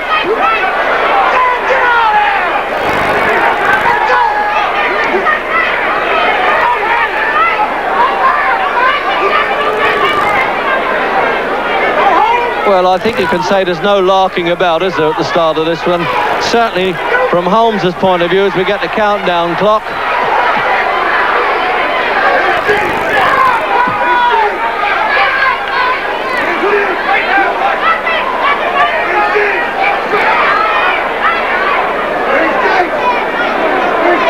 So all that rather carefully nurtured hate, I would have thought, unloaded now as we come up to the end of the first.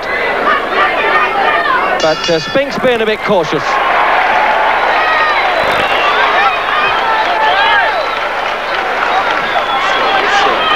Good, keep that composure, baby. Larry Holmes with his old trainer there, Ricky Giacchetti, and he's saying stick with the jab, meaning keep using the left hand. Just keep stepping in there. Just keep your pace. Just keep it going. Nice, steady pace. 19 defenses of the WBC or the International Boxing Federation Championship. 20 if you count the one against Marvis Frazier, which wasn't generally recognised. Second round then, and plenty of tension and thumping right hands in the opening round. But Spinks fought, remember, a bit of a cautious fight last time.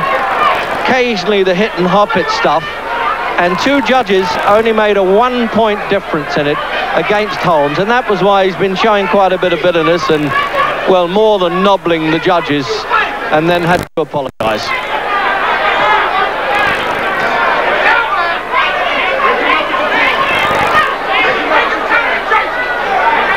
Well, if Spinks listens to the entire family advice behind me, he'll be all right. He should get on his bike a bit and move around the ring.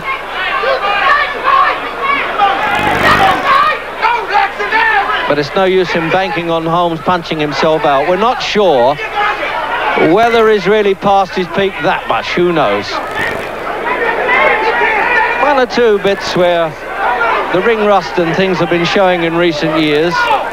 Just get shorn of a little bit of skills, heavyweights, when they get into their mid-30s, and he's 36, Holmes.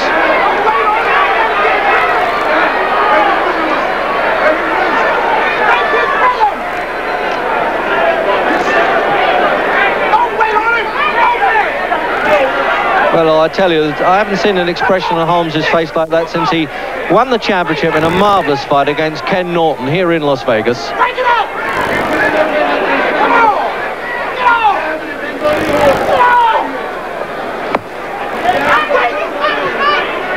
It's just keeping him occupied with a left jab. They're falling short a bit, but when he connects with a left jab, Holmes, that is a good punch. He hurts with it.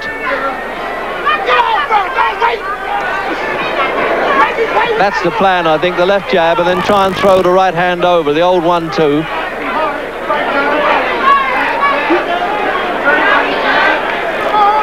Spinks, meanwhile, trying to play a bit of a chess game with him, but I don't think that'll work. And there were a few screams at the rules meeting from the Holmes camp saying, make Spinks fight, don't let him run, to the referee, who was there and assured them that he would.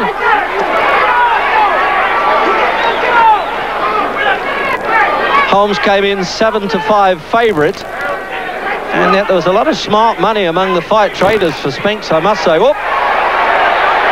Is this going to be the first time he's been over Michael Spinks?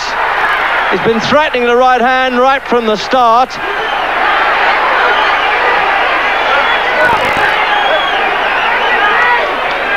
Well, I tell you, this is a long time of past peak Holmes. This is almost a prime Holmes as we come up for the end of the round.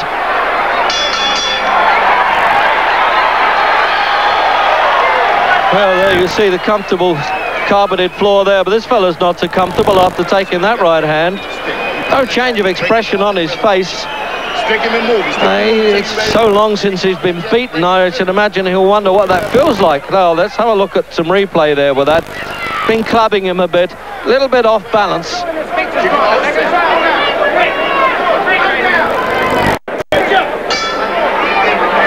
Fifth round, and Mike Spinks just starting to make a little bit of a show.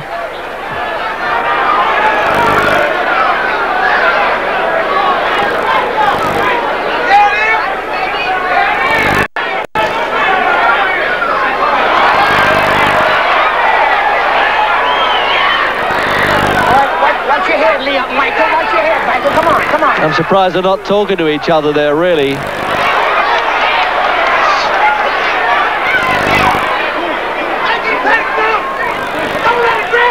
trying to measure him for a punch. That's a bit obvious, but it looks as though... I think Spinks is saying one or two things to Holmes now, it would appear. Not really his style.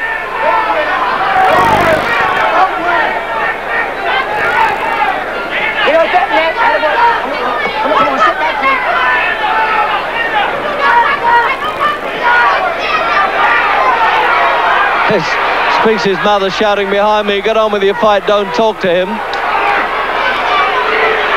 But Holmes, if he's trying to treat him like a sparring partner, that's a mistake.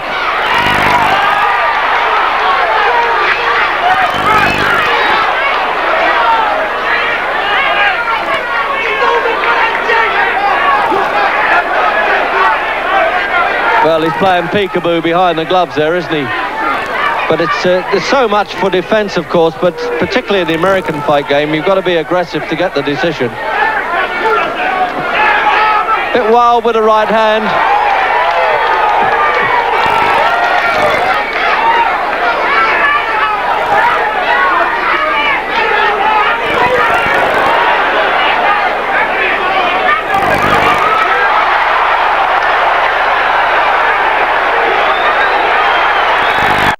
Well, he's really clouted him around the ears there. He didn't mind taking a few left-hand Holmes, so long as he could get the big right in.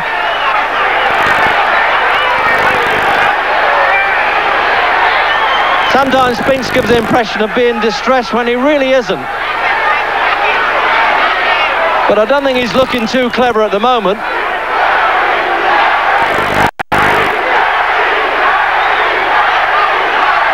So they're yelling back for the Larry cheers there. So the villain has turned hero.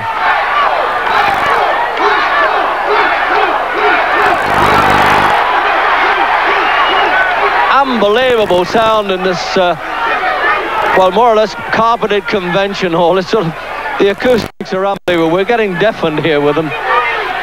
The crowd, the family behind me, and then the crowd going on Holmes' side there at the end of the round.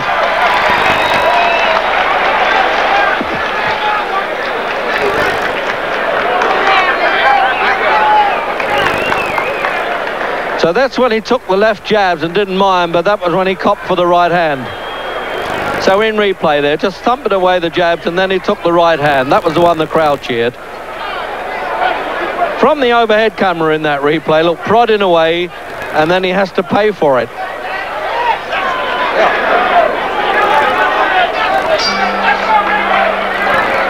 Eighth round, and still without any knockdowns. But who knows, I tell you, they're hitting each other hard enough. Certainly Holmes appears to be the harder puncher. But Spinks has started to come back in the fight now. He got off to a bad start. And he's having a good round at the start of the eighth. And can he now outspeed and perhaps outwit the old lad?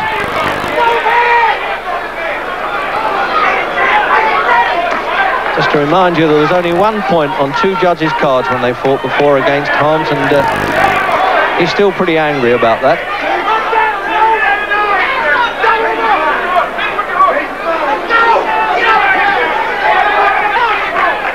Very frustrating man to fight, Michael Spinks. You can understand why he was the undisputed champion at the light heavyweight limit, 12-7.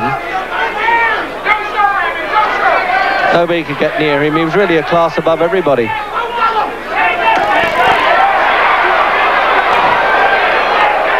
Holmes almost ignoring those punches to try and get his own one in, but missed by a mile there. There it is again. He's made up his mind. He actually said to me before the fight, I'm going to get a bit right hand happy, but I don't mind. I'll take chances.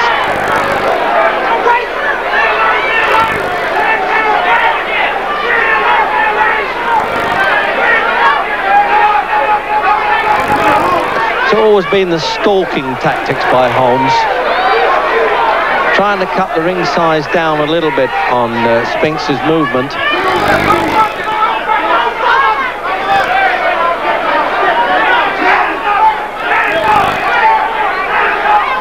It's a fight really that's generating a tremendous atmosphere in this hall.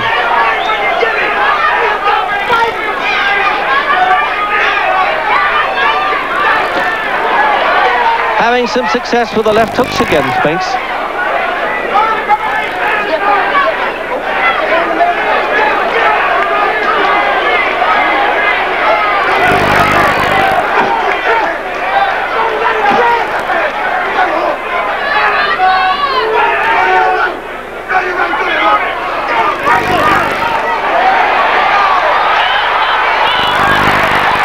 Oh, yes.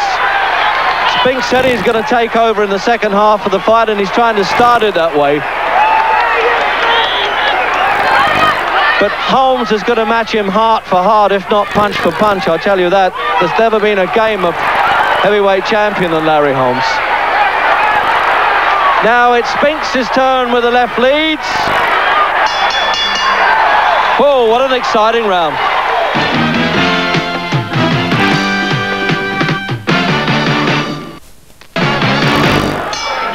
Coming out for round 10, and Holmes' corner saying you don't have to knock him out with one punch, keep the jab working, throw more punches, and they're right.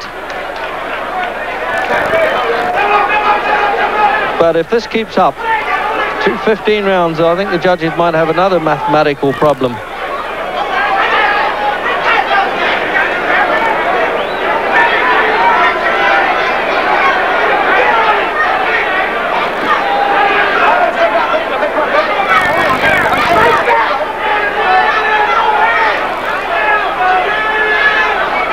First time that Holmes has backed off. Now, I don't know whether this is a game plan to try and make Spinks come at him so that he can counter. We'll find out. You don't often see Holmes do that.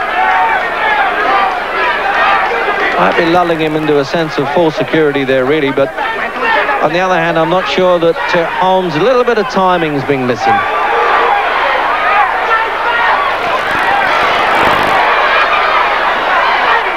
Well, I wouldn't like to take those cuffs around the ear with the right hand anyway. They must be painful. Oh, and that blow to the body, I tell you, it really knocks the breath out of me at ringside, let alone Spinks.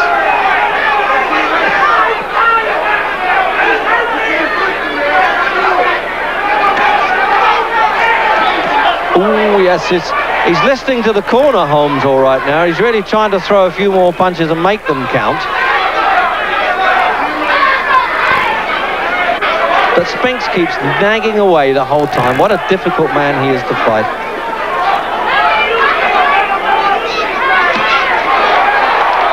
Oh, yes.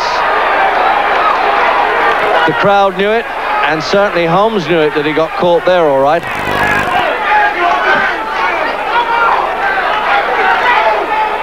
What a swelling around Holmes' right eye.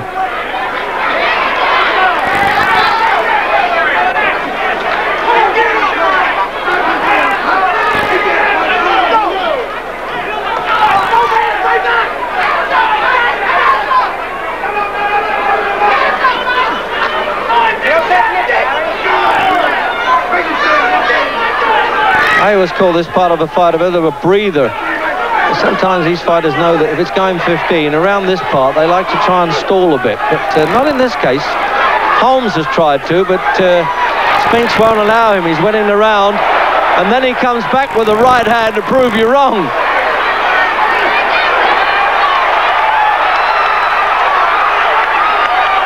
What a good round, the 10th. Started quiet, and now it's really getting into its stride, isn't it? These fellas are whacking hard, I promise you.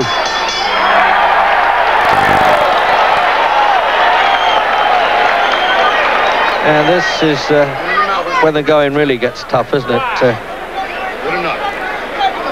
So when we talk about fellows getting $3 million and 2.5 and all those purses that we've seen around today, well, they deserve it, because all the weeks that they've had to put into this and the punches they have to take, let alone give.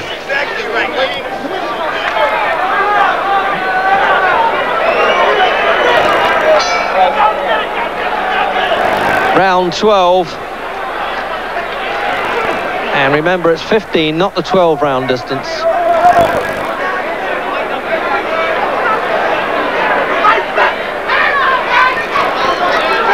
And I certainly had Holmes ahead at the start, and quite clearly. And then Spinks came back and, as they say in trade terms, made a bit of a nuisance of himself.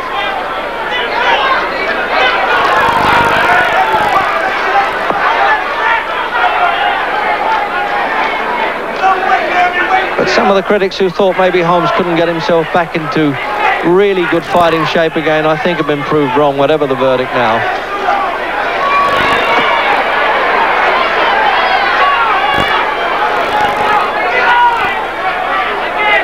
And remember that Rocky Marciano, the man that Larry Holmes' record he was trying to equal, retired at 33, and this fellow's going at it 3 years older.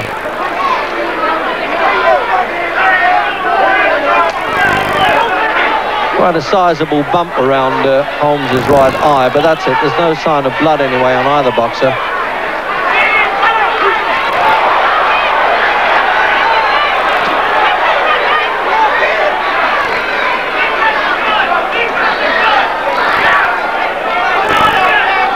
Well, Spinks' cornermen have obviously said to this fellow, you've got to carry this fight and go for him a bit more now.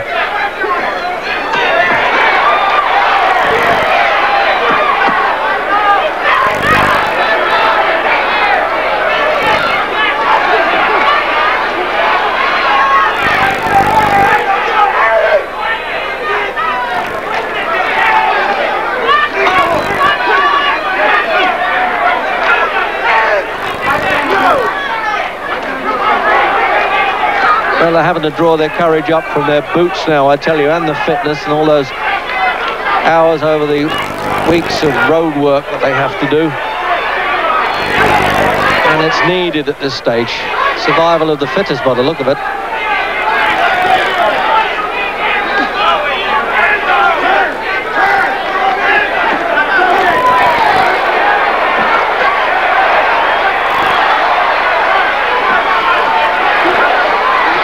Oh, what an exchange this!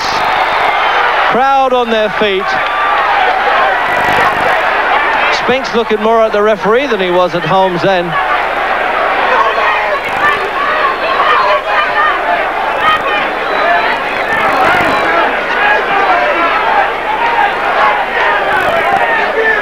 So the last 10 seconds then of the round. What an exciting round it's been. What a hard fight this has turned out.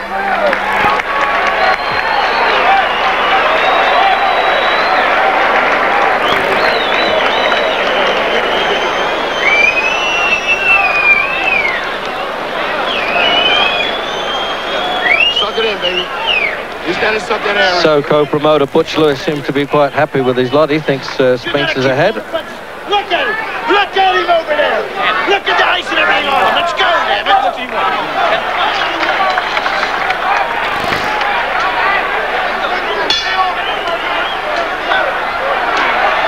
14th.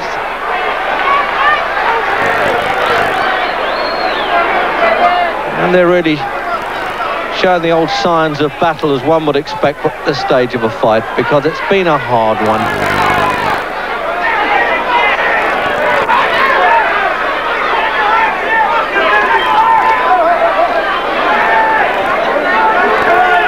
Well, Spinks is getting $2.5 million and he's got to earn it the hard way. And Holmes, for the first time in a long time, on the short end at $1 million. But as I said at the start, it's a big pride fight, this. He's got enough money in the bank not to worry about it, Holmes. He just wants to win this one.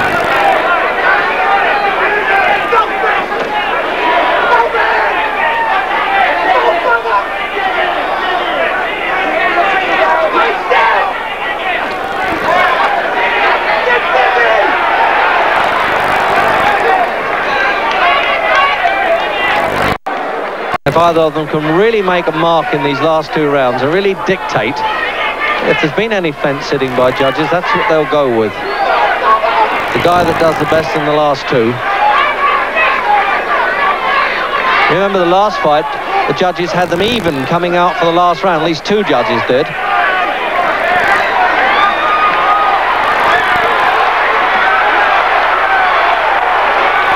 Holmes running out of gas, no question. Hoping to catch Spinks, but blowing hard as he's doing it.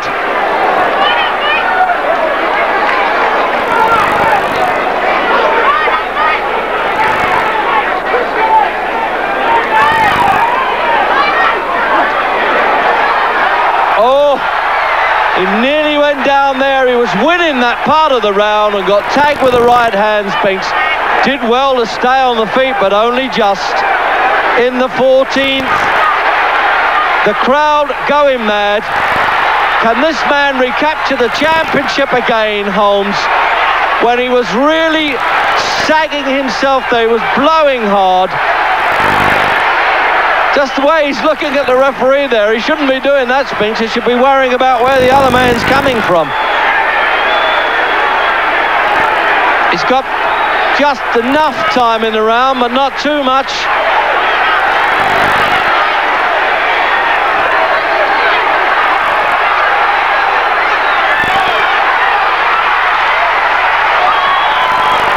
What a great scrap. What a great championship.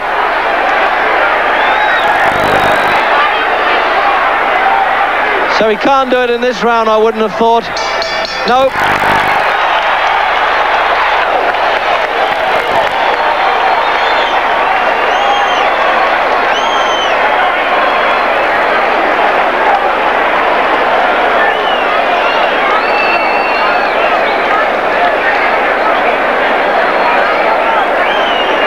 Mike Spinks needs all the reviving he can get. I would have thought he came so close to going round in the 14th.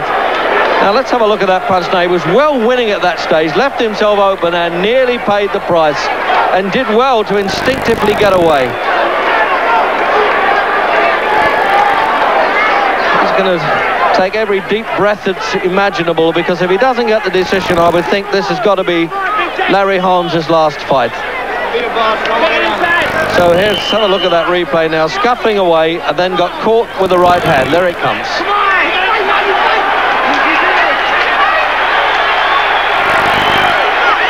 So the atmosphere electric in this hall as they come out for the 15th.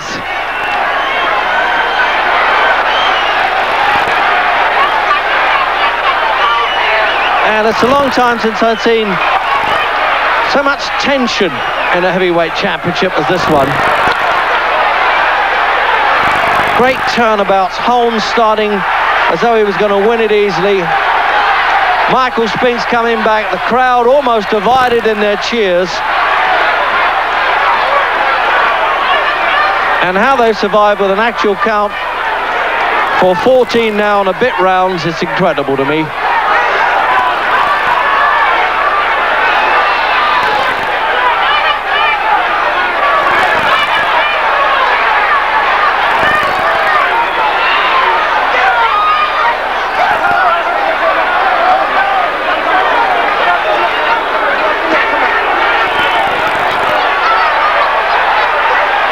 Still trying that clobbering right hand that he's done from the first round.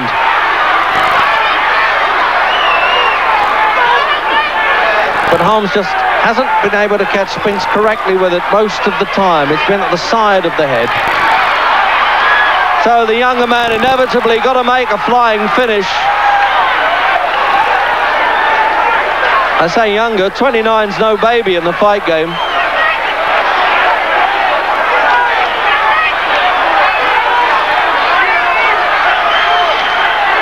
What a fabulous last round. And my heart goes out to both these fighters. What gutsy fellas they are. They earn every cent of this fight. And sometimes when I know these fellas, that's why I say these are my people, because they're very special.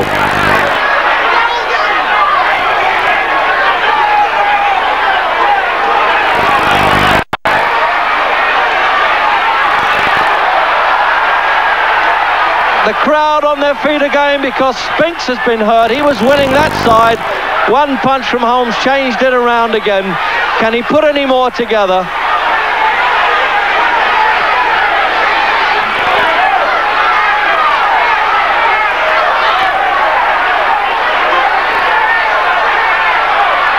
Biding his time, Spinks, can you blame him? Making Holmes chase. The countdown then inside the half minute.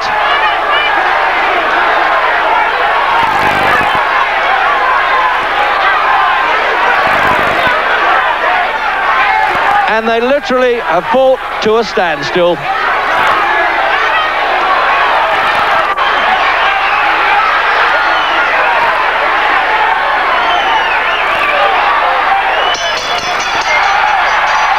Well, at least the old enemies are just giving a little bit of a dignified touch for fighters there at the end.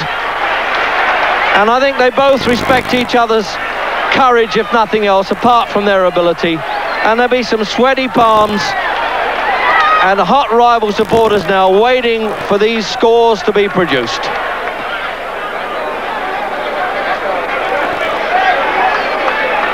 Well, he's just finding enough energy to blow a kiss to people. So here he comes.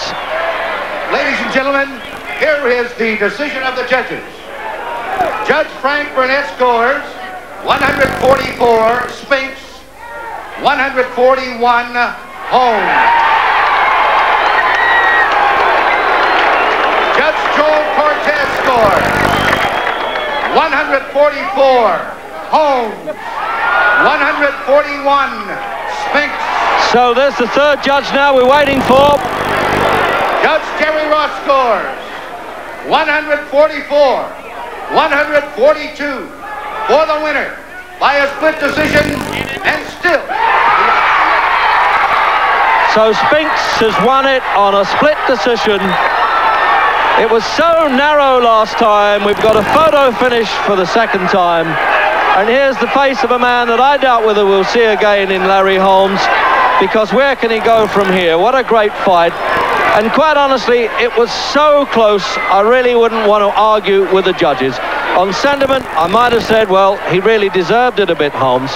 But Spinks landed his share of punches, and there you are. You can't really argue with the judge's decision when it's as close as that.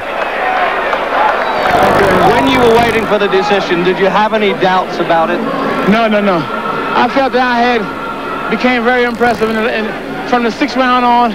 I felt I had beat Larry fair and square, and I saw it on his face that I really out-hustled him, impressed him with sting, punching power, and I didn't use my right hand like I should have.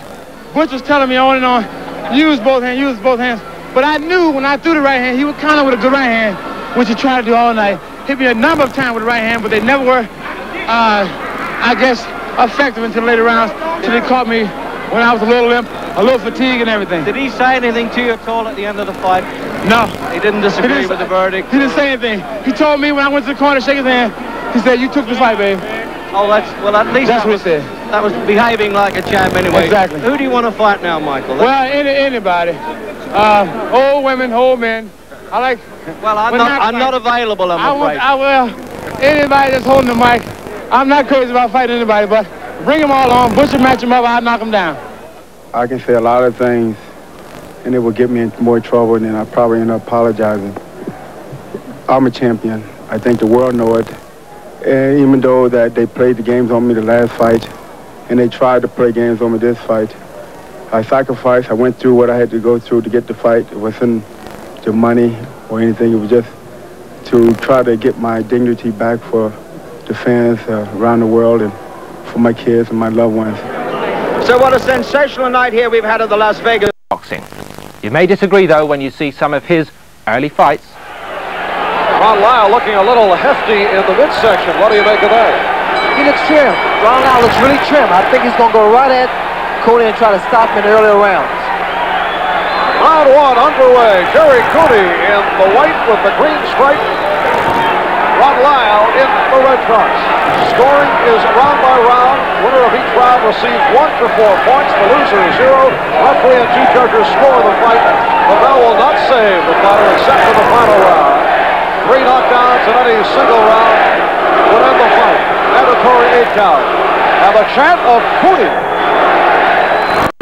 This crowd of about 10,000 here at the Nassau Coliseum. There's the left hook of Jerry Cooney. I think Lyle's going to be surprised with the power of Cooney. He knows the way Cooney goes to the body. He throws the left jab and then digs that left hook to the body, to the midsection.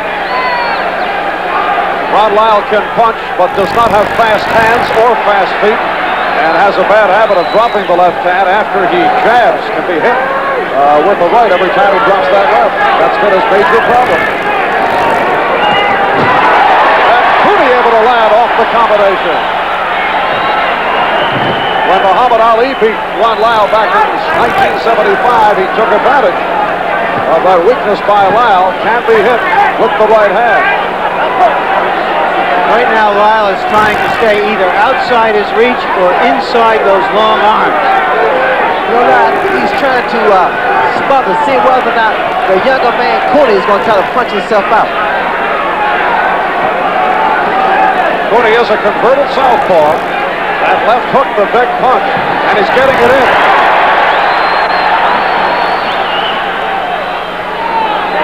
Cooney, as you saw the tail of the tape, at 6'5", and Lyle at 6'3 and a half. A minute remaining in round 1, and Cooney's come right out at Lyle. There's the left to the body. And the uppercut by Cooney, who has looked very impressive. The right hand, and Lyle in trouble. Lyle in big trouble here in round 1. Cooney looking to put him away. Cooney landing with lefts and rights. Can Lyle hang on? 35 seconds left, round 1. Another left uppercut. And again, in the right hand. And Lyle is hurt. And Cooney continues to land, and that could be it. It's all over.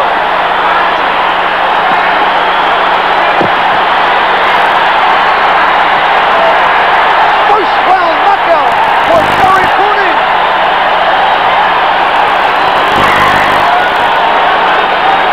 This guy's incredible. Woo!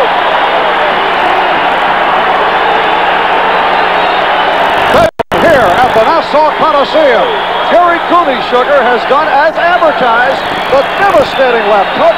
He showed us the right hand, and it was all Cooney, never a question. Bob, he proved that you can use only one hand and come out victorious. I think a lot of that.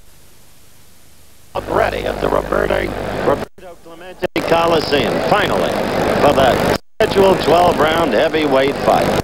Big George Foreman came out smiling, confident. He doesn't usually come out smiling. In his career, he's copied the baleful stare of the man who once was his boxing hero, Sonny Liston, the late Sonny Liston.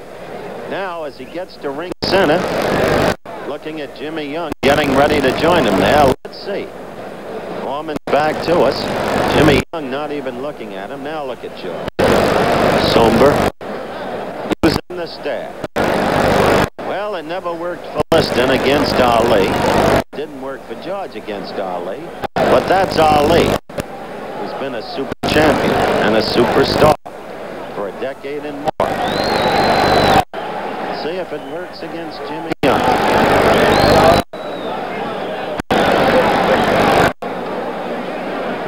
Close to the bell. The opening round. George Foreman in silent. George in the red trunks, Jimmy in the black trunks. Black and white, Jimmy in the dark trunks. George in the light trunks. Bouts underway.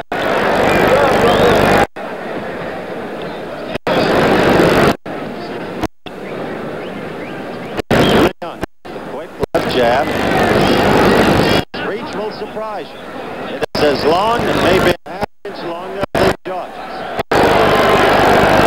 Immediately, Young just as complaint to Waldemar Schmidt about dirty tactics. One writer had a whole story about George training with dirty tactics. Makes good copy. We'll have to see what George does in the ring. First round action.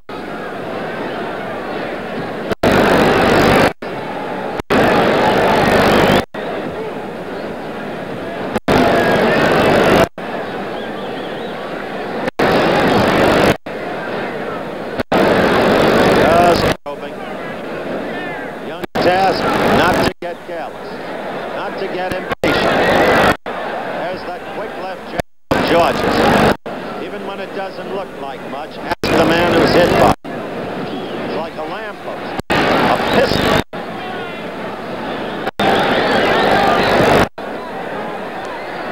He's staying away, flicking the jab. Remember we said earlier, Muse's task is to be in too close or out too far. Close to be hurt by way of tying Foreman up, out too far to be hit by Foreman. Foreman comes right at the opponent, or slightly to the opponent's right, anticipating movement in that direction. In that way, he seeks to cut the ring in half, and take advantage of a faster opponent, which Young is. 1 minute left, first round.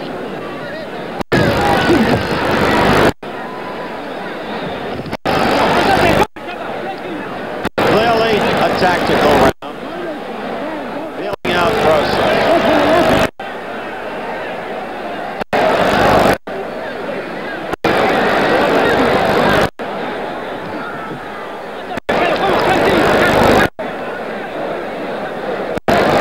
Seconds left in the round.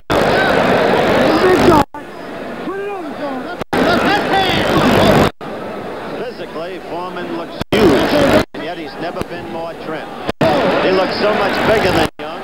You wonder, can Jimmy be a heavyweight? Young taunting Foreman, talking to him. He approached the end of round one.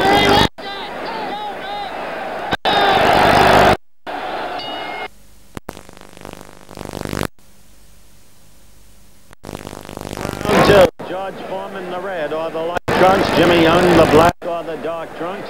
The first round, the tactical round, as I said. It has often been said, it has often been written, that there is nothing more subjective than the scoring of a fight. Chris and I will keep you abreast of our view of the scoring as we go along.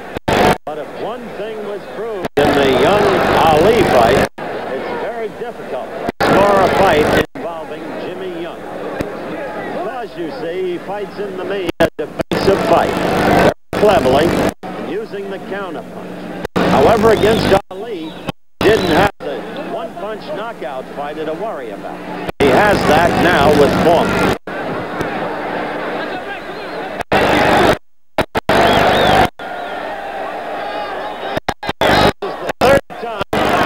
Waldemar Schmidt has cautioned George Foreman.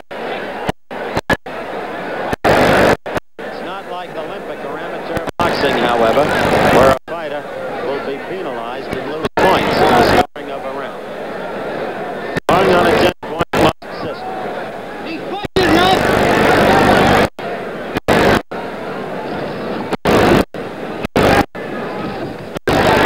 That was the counterpunch ability. Jimmy Young with the right after a Foreman lead with the left. Left to drop. Popped it right in.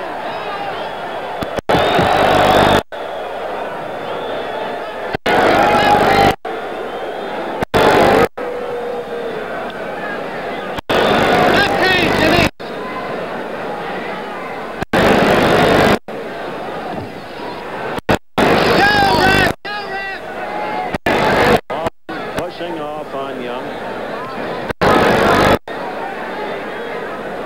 The response from the crowd to this fight thus far has been boo Foreman based upon the referee Waldemar Schmidt's remonstrances to George. Now George tried to get in quick. He had a left lead and only praised. Complaining to Schmidt about the way Foreman was manhandled and brawling with him.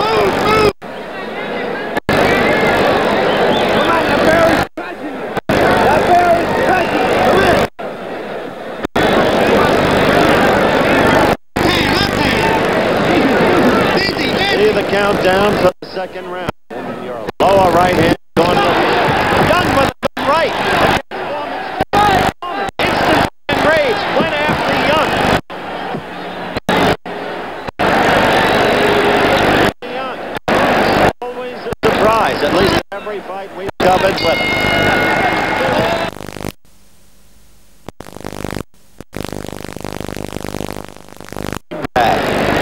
Well, in the 90s at the very least, the fight is already filled with sweat.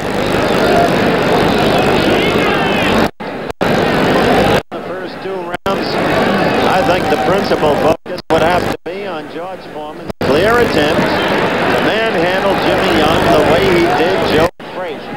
However, it's been the tactic of the Young camp to emphasize this before the fight.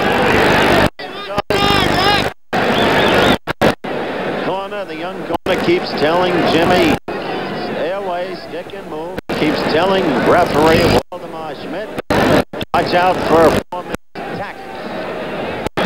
Whether or not Foreman using tactics that are not entirely reputable is for you, the viewers, to judge.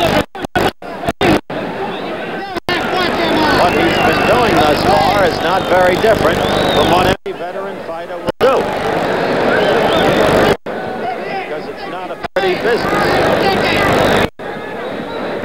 Third round action.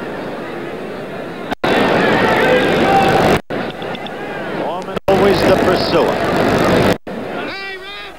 There was nothing there. Screams from the corner, and the crowd reacts. Wait a minute. He took away a point from George Foreman. I didn't realize they had that rule in effect here very candidly in Puerto Rico. But he told each judge to take away a point from George Foreman. Frankly, I couldn't see the basis for that. Remember in the Landover fight how Jimmy Young would lean his head through the ropes and out of the ring. Nobody penalized him for that. It's one of the reasons we told you it's so hard to score a fight involving Jimmy Young. But obviously, Young and his people have the official leaning very heavily in his favor in terms of any attempts to muscle Young by Foreman. Third round action. Good left lead by Young. Another left lead by Young. Foreman looking purposeful. Thus far in this, the third round, has thus far been unable to get to Young.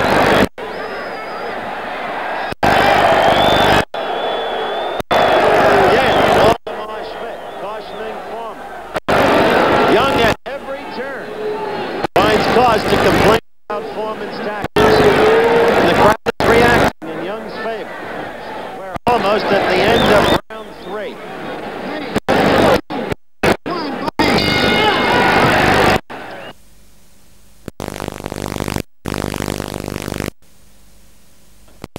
Black or dark trunks coming out to face George Foreman in the red or light trunks. Teresa has been totally a tactical fight thus far. The action is far. Young's plan, obviously, to get Foreman to lose emotional control of himself, to enrage him. And so at every turn he is looking to the referee, Waldemar Schmidt, to complain of manhandling, brawling action. Right there, you saw another evidence, and quickly Schmidt responds, telling Foreman, who was penalized a point in 1 round, that he must cease and desist. Debris just thrown across the ring, right into this reporter's hand. Always had the good hands. But that's the set up till now. Fighting this kind of fight, defensive, and occasional counter-punch. Foreman's job, control himself. So difficult to score a Jimmy Young fight. But in these first 3 rounds, I'd have to give Jimmy Young a slight edge, wouldn't you, Chris? Yes, I certainly would. It just seems like Joe Louis used to say you can run, but you can't hide. And that's so what's happening right now. And Foreman is so strong. He is a huge man. He makes Young seem like a light heavyweight by comparison. But his problem is well known, based upon his boxing history. Stamina. Young has said if he's not hurt in the first 5 rounds, and I've mentioned this earlier, he will win the fight.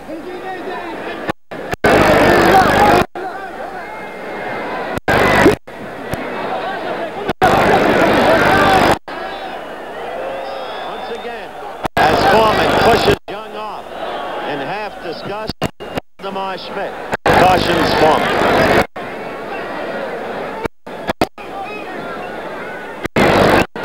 George with a left to the head tried to come into the belly, but it was picked off basically by Young's glove.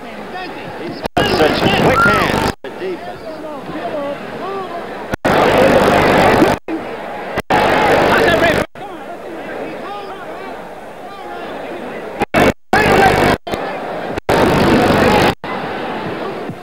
If there's a style to trouble Foreman, Jimmy Young has it.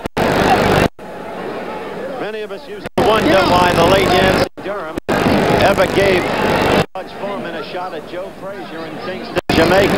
Couldn't understand it, because Frazier's style was so right for Foreman. Young's style is now puzzling Foreman.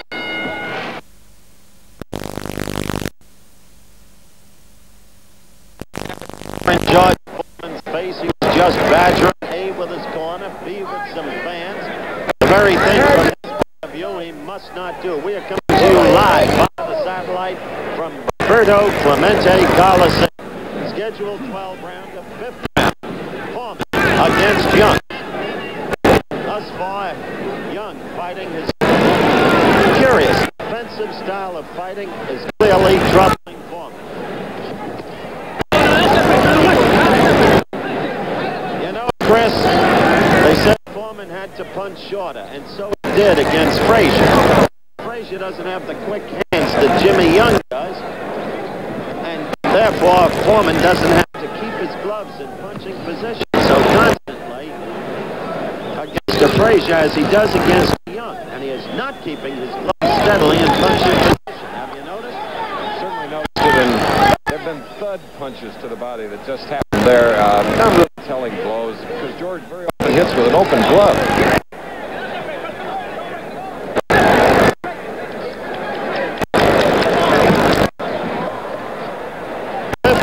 Action. Ali said after the 5th round there was nothing left in Foreman's punches.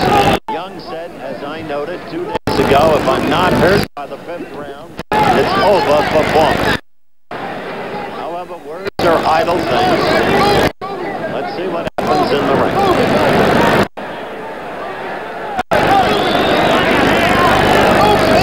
Unless we have reason to tell you otherwise, to notify our stations along the line that we are coming up with a station break. 5th round action. Foreman to the left of your screen, Young to the right. With a patch of gray in his head. But clearly it hasn't been pre-fight work.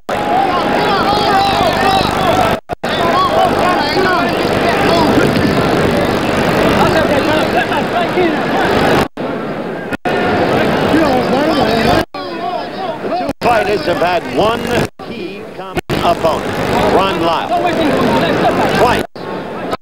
Twice, Jimmy Young boxed Lyle to a bevy, tied him up inside, and fought more offensively because of his total confidence against Lyle when he's fighting tonight. Foreman fought Lyle back in Las Vegas, Nevada at Caesars Palace. Foreman was decked twice by Lyle, but came back to knock Lyle out in the 5th round. Coming up the end of the round, we'll return after this from our local station.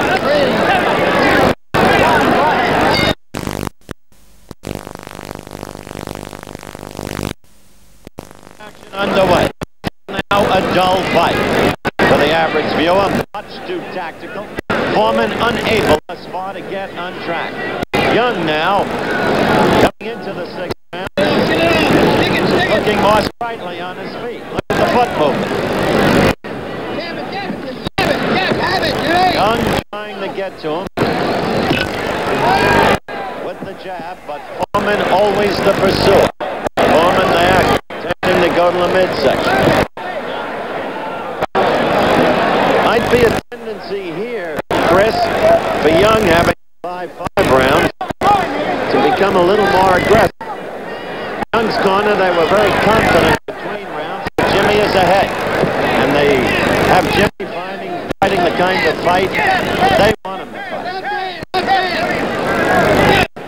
And no off to the right right, they can hear his corner asking him to jab, jab, jab. See that left thrown by Foreman? It was a kind of cuffing thing, too, with a half-open glove. Right. Not reflecting the power of Foreman, really. Gil Clancy over in the opposite corner, looking up, and he is noticeably concerned.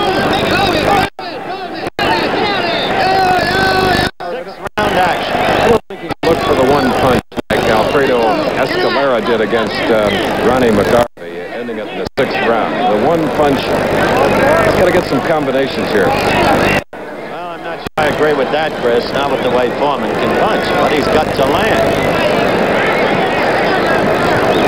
He's a pretty good defensive fighter.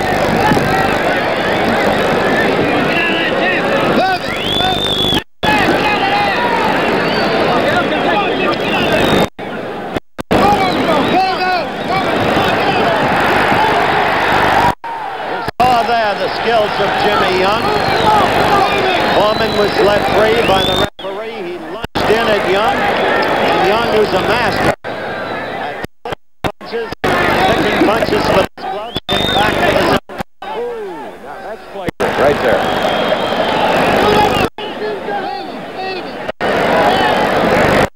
Yet we should remind viewers, Howard, that the last thing the referee says, protect yourself at all times.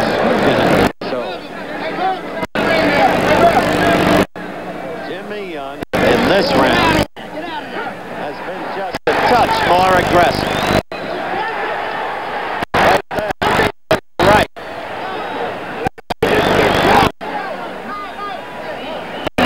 Counting down to the end of round 6. A curious.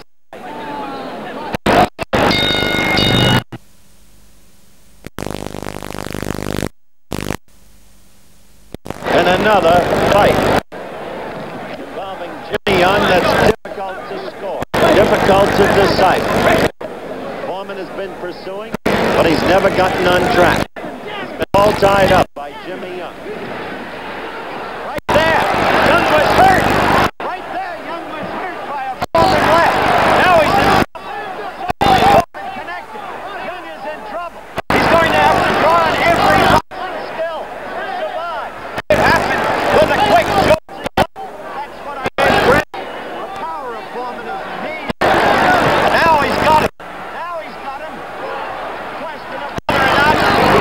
Professional poison can finish it. 7th round action. Jimmy Young in trouble. Jimmy Young in desperate trouble against the rope. But Foreman trying to measure it. Can't connect cleanly. Young drawing upon every boxing resource. A lot of punches being thrown. How overconfident Young's corner was between rounds. They told us no contest. But suddenly Foreman struck. So, for the first time in his career, Foreman showed surging power in a later round of a fight. But he should be smarter now. Holding on. He should wait. Set him up. Keeping his professional poise. No, not at all. Minute and a half to go in the round. Should measure his opportunities, capitalize. But he's not doing it. He has been frustrated for 6 rounds. Suddenly he realized he had the opponent. A left and a right. Young holding on. Still Foreman can't put him away. Hasn't even sent him. 21-foot ring to negotiate in. Young going from rope on one side to rope on another side. Foreman staying off. Young now getting together, collecting himself, trying to fight back. A big round. This the 7th round. Heavyweight action.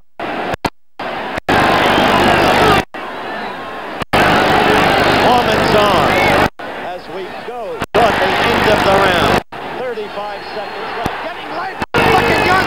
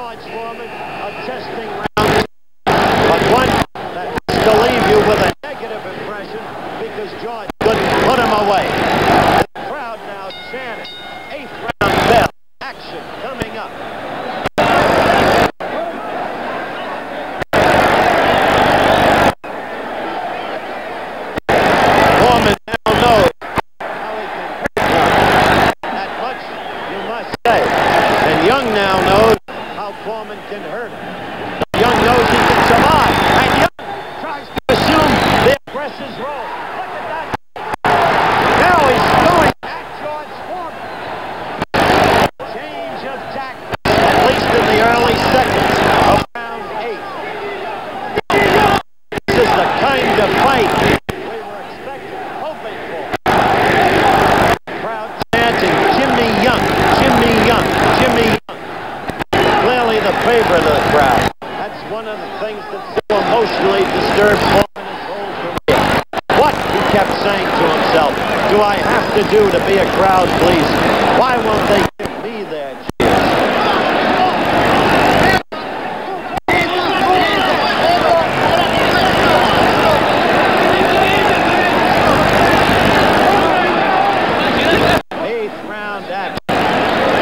Waldemar Schmidt, the third man in the ring. That 21-foot ring didn't hurt Jimmy Young a bit. The last round, Chris, not one bit. Use it all, and he's been doing it.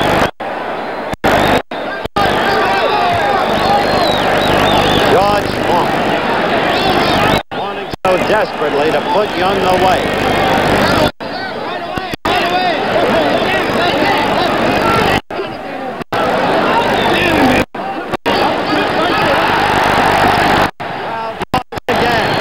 Young continues, unafraid, unmarked with that map.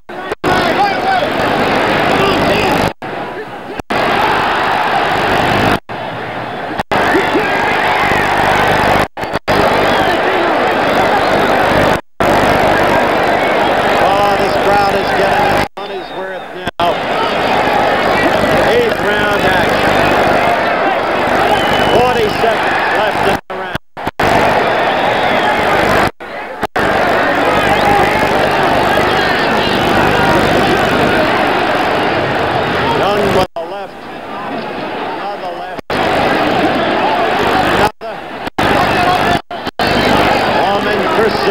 Ever pursuing, looking for the one opening, such as he had in the 7th. 10 seconds left. You see it in your lower right-hand corner. Counting down. They're going to stay with these fighters. Wild swing by George. At the end of the round, it has gone 8 rounds.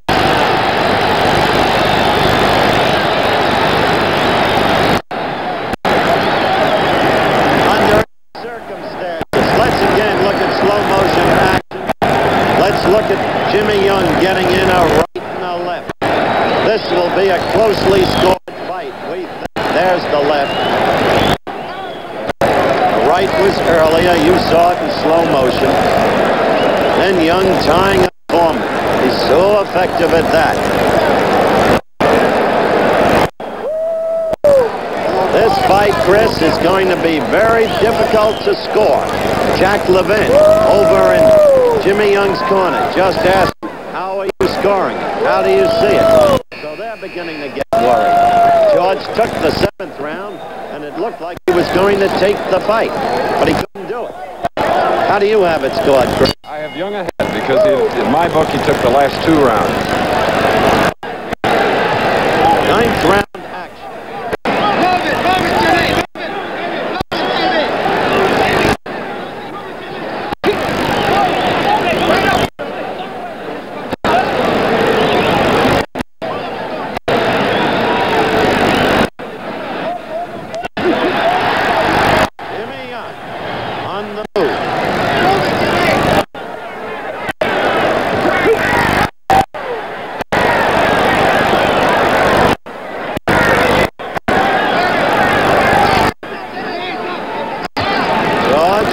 Pursuing, as you can see. Note the way Young comes up with those gloves in front of the face. He's a master at that. Right above us now, the sweat of the fighters pouring down on us. Reminiscent of a brilliant Bob Considine description of the past. He was at ringside. Jimmy Young had a quick flurry there. Foreman looking for the kind of opening suddenly from nowhere in the 7th round, but having so much trouble. You see covering up. Foreman hitting the fighter's gloves, the fighter's elbows, but Foreman not really hitting Jimmy Young any place where he's vulnerable. Can Young fight back, counterpunch? Waldemar Schmidt breaks the fighters. Right there, the Foreman.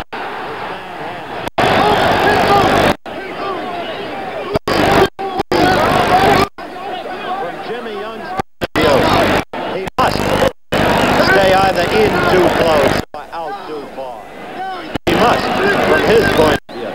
From George Foreman's point of view, he must use those fists to keep them in punching position. Which against a fighter as quick as Jimmy Young, he has not been doing. Ninth round action. And Howard, if he can keep this up, even though only 29 fights, he's lasted 10 rounds 7 times, once 15 with Muhammad Ali.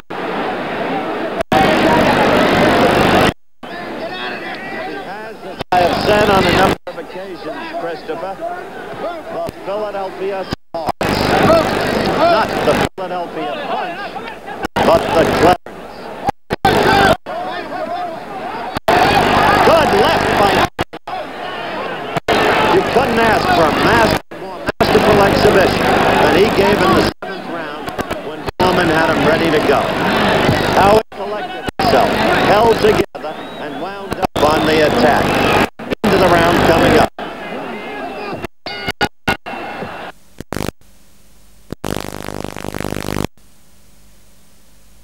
That's a wax formation track.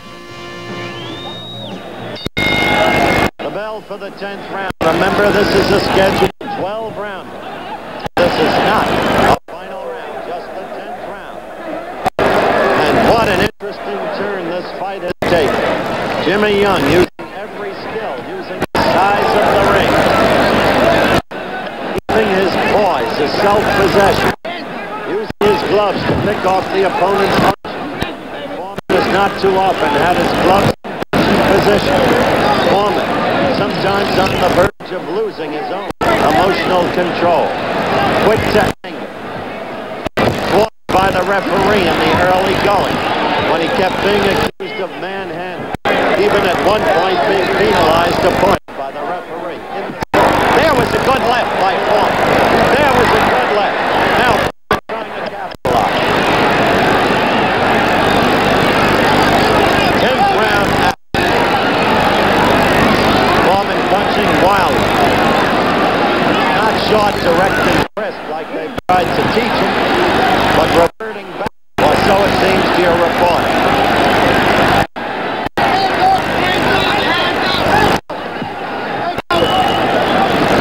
Look at that. That is not the height of perfection. Get out! He's the strength of his body. He's been told by Clancy, his trainer, between rounds to seek to go to the midsection.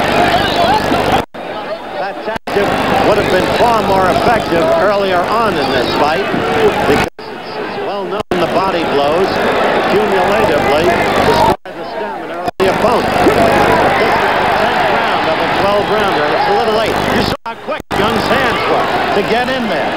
Quick combination. Now Foreman using the strength of his body where he can. Hold the strip, separating the fight.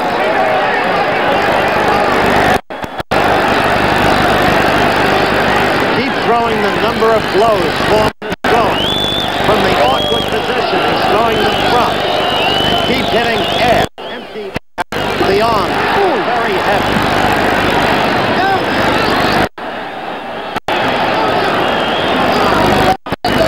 Make no mistake about it. Jimmy Young has felt the weight of that body. Through 9 grueling rounds and this is the 10th. So he's a tired young man. He is a professional, this kid. You saw Jimmy with a wild right himself. So tired. Over the head of Smith, breaking them apart. The crowd booing George Foreman for his mauling tactics. We come to the end of the 10th round.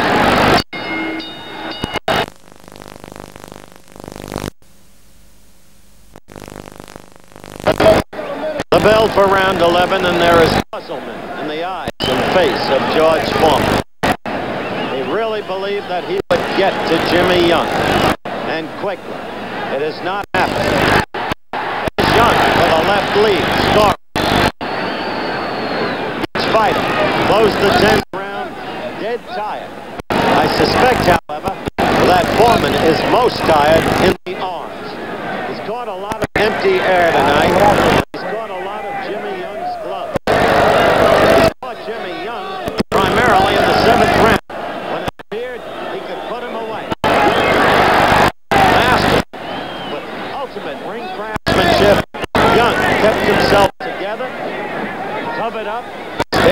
when he had to, and then came back fighting, scoring with counterpunch at the end of the 7th round.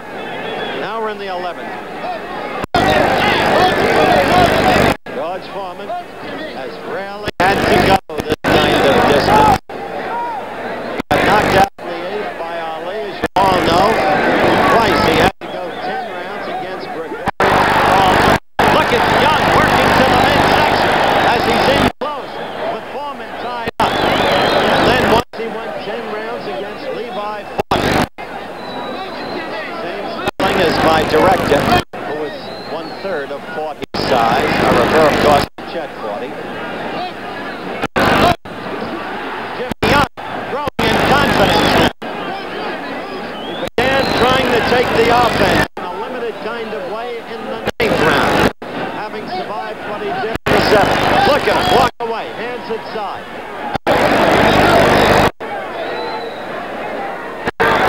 3 times Big George had to go into the 10th round.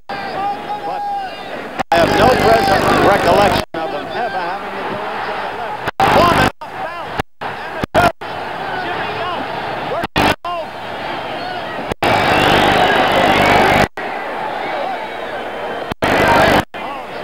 Interesting fight in terms of tactics and strategy. All 12,000 standing with a round to go. They've been this way ever since the 7th round when Young survived. And it's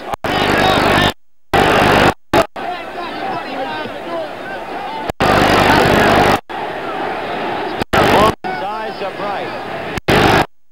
Somehow, you have to question the legs and arms and the stamina of this man because he becomes a little bouncy and not quite secure on that canvas as the rounds progress. You have seen for yourself. We approach the end of this round.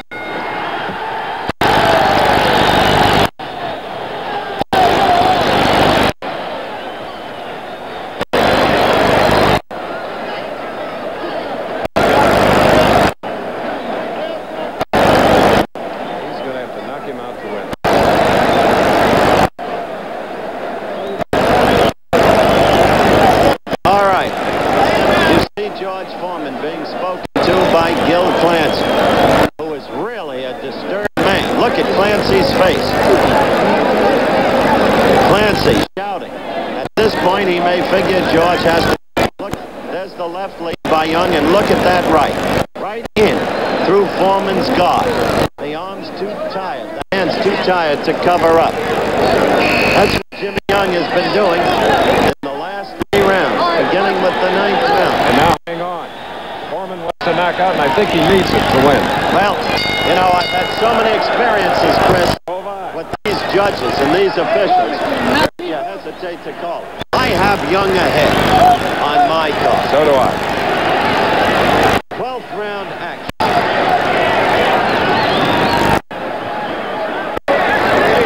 See the way Young ties Foreman up. Foreman, a tired man now. Almost receptive to it. See the way George is now bouncing on his feet? Now that's not just good foot action. You can't punch from there either. Solidly. George Foreman. 12th and final round. Look at Jimmy Young on the inside, scoring with combination. Well, no, Jimmy Young is a fighter after this fight. Somebody said to him at a press conference the other day, a lot of us don't think you've got the heart. He said, what do you know about my heart? He said, I do my thing in the ring. And he showed his heart tonight in the 7th round. Listen to the crowd. They picked up the chant again. Jimmy Young, Jimmy Young, Jimmy Young. Foreman. Yes. Foreman off balance. In a way of the opposite. The 8th round. A minute and 50. He's tired. Left to go in the fight. Foreman trying. Slip. No knockdown. Slip. That's enough. knockdown. That'll help Young. Wait a minute. It's counted as a knockdown. He counted it as a knockdown. Right. Debris pouring into the ring. Foreman, desperation. Registered in his face. Less than a minute, Howard. 50 seconds left to go. Jimmy Young doing his thing.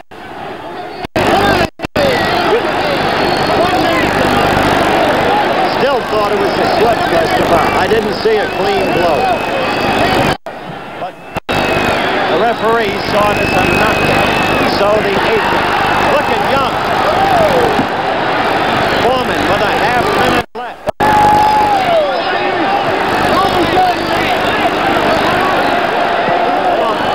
Holding on around the neck. George has 15 seconds left and he is in no condition to do anything. He is lumbering.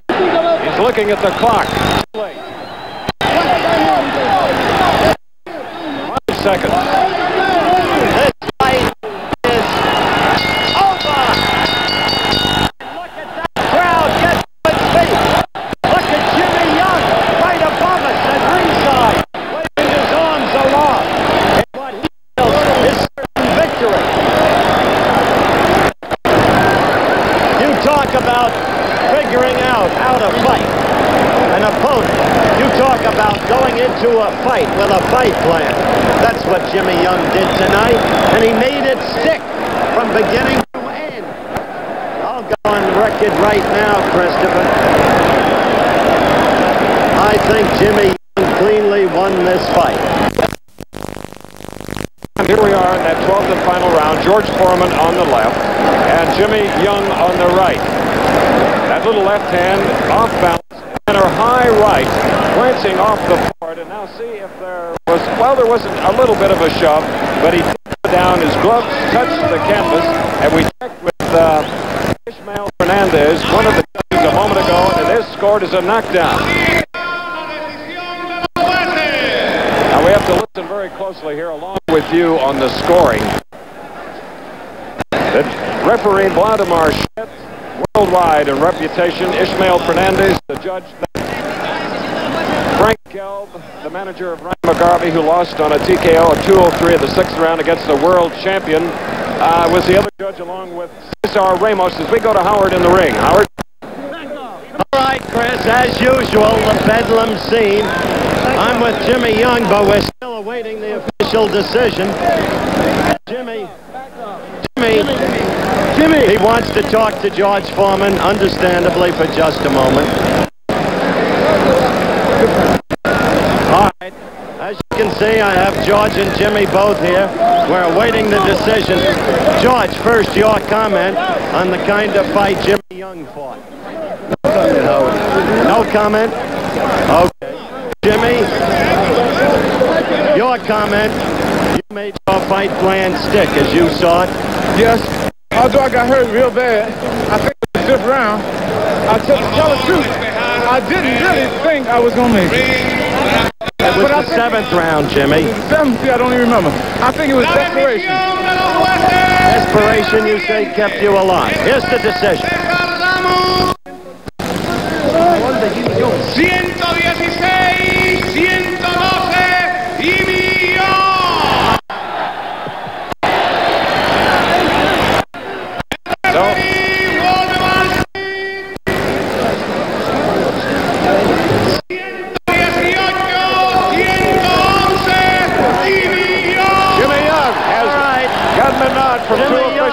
Won the fight. Jimmy made his fight plan stick. Jimmy, just a final word, because you've already told us that desperation enabled you to survive that 7th round. Jimmy Young with a unanimous decision. Congratulations to you. Damn, man. Jimmy, I don't... Jim, can I have you facing the camera for 1 minute? Jim, what now? You want to get back at Ali. I'll lose him first. Keep him, ref.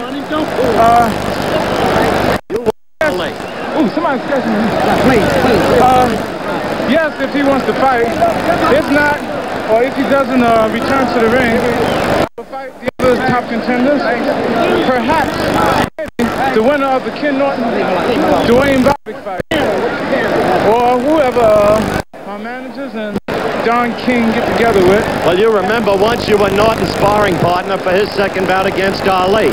He cut you out of camp because he couldn't hit you in the head, remember? Yes, I remember, but I got a lot of experience working with, that's where I really found out that I was, well, I won't say pretty good, a good fighter training with Ken. Because I gained a lot of experience with Ken Norton, Jerry Quard, Joe Frazier, and Muhammad Ali in 3 exhibition bouts. Okay. And I want to say that I'm not going to say anything negative about George because he is a good fighter in his own way because he hurt me real bad. You said it was the 7th round, and I said, tell the truth, I didn't think I was going to make it. But it was desperation, all the talk I've been doing here and elsewhere, especially Philadelphia, Cyber Street, where I come from. North left at 24th and Cyber. And I'm very glad. And I don't think George Foreman is a bum after all. And George Foreman will not be easy to beat by the rest of the contenders. I won't say who he can beat, who he can't, because I don't want to disapprove the other fighters, but he's a good fighter. Okay, our congratulations to you. You fought your fight. We made I really think I had George hurt about 3 or 4 good times, but I still wanted to be careful because George Foreman, he throws very sneaky shots. And real heavy, man. Real heavy. Especially with that hook inside right here. Hope you get your shot against Ali. Now you deserve it. The whole country knows you're I've been waiting a long time for this fight since December when I signed for the fight. Take care. It's over. Thank you. Again, congratulations. Good luck to you. Let's get out of this madhouse and return it to Schenkel at ringside. Former world champion being upset by a 3-1 underdog. 116 to 112, 118 to 111 by the referee, 115. Bronze medalist at the 1992 Olympics in the 201-pound weight class comes into the ring.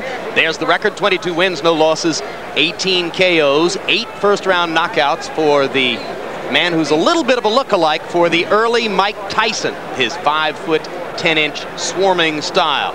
His opponent is precisely the opposite style, a tall, lanky boxer type. John Ruiz, 25 wins, 2 losses. One of them was to Donnell Nicholson, 17 KOs, and you can see that Ruiz has been getting better, knocking out 6 of his last 7 opponents.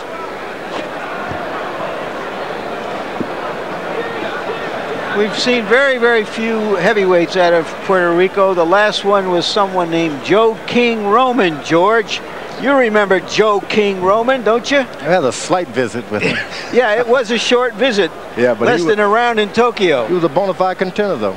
Puerto Rico, they can produce good heavyweights. George took his heavyweight championship around the world, first to Tokyo, then to Caracas. Tail of the tape for Ruiz and Tua. And you'll see here the contrast in physical dimensions. Ruiz, who looks taller than the listed height of 6'2", and has a 9-inch reach advantage against Tua. Here is our punch stat to give you an idea of how active these fighters are, and their styles dictate exactly the kind of fighters that you see in those numbers. Tua is the busier fighter.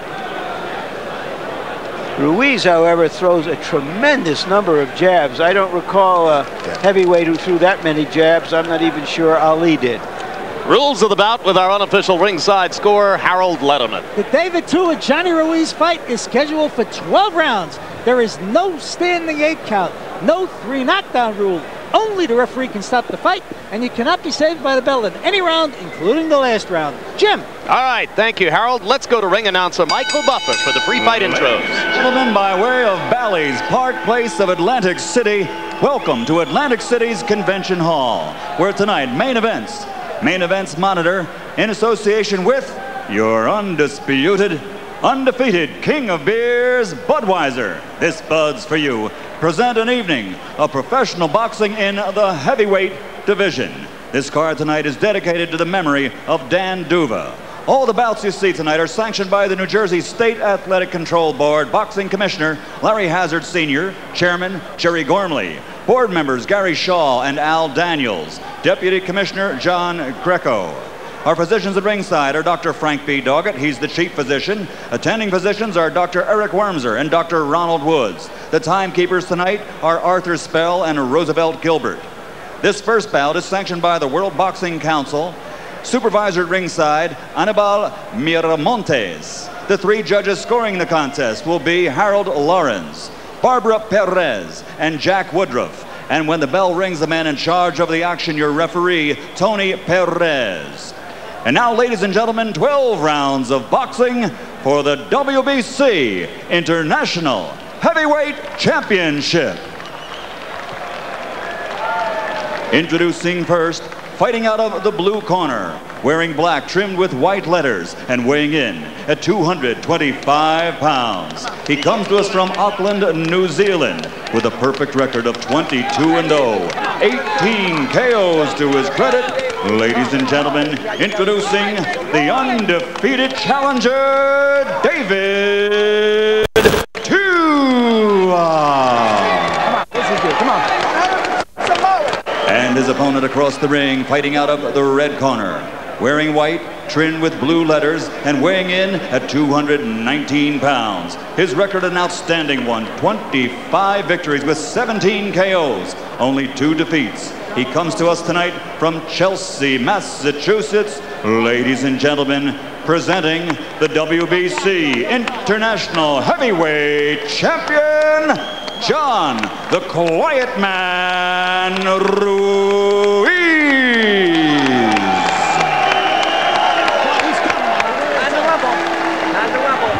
Tua, Ruiz, you already given you the instruction in the dressing room.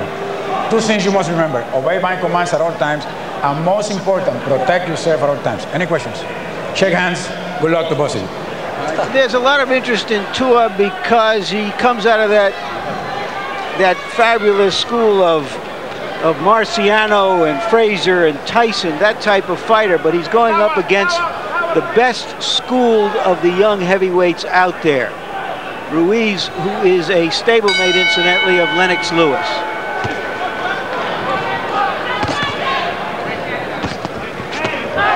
Hard left hand by Tua. Ruiz is rocked in the first 20 seconds of the bout.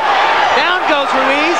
He takes a vicious left-hand shot on the way down, and it's unlikely he'll be getting up, and Tony Perez says enough. Whoa! Well, Marciano, Frazier, and Tyson. Let me repeat that. And Tua. Well, I'm not ready to put Tua there yet, but that was sensational. That was some performance, and I mean, nobody has done that to Ruiz. And I'm telling you, the shot that Ruiz took on the way down was dangerous looking. Yes, it was. So you can see now the medical attention that is being given to John Ruiz. And Ruiz is moving. And Tua, justifiably, is celebrating a knockout in less than 30 seconds. Maybe less than 20, I'm not really sure. Well, George? Well, what happens when you get in with a shorter guy like that, you automatically underestimate the reach. He's able to get down and lean in, and he's taller than you think, so he catches you on the end of those shots. And that's what happened the first time. He got caught on the end of one of those left.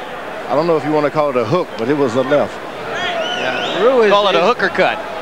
Ruiz is in some distress here.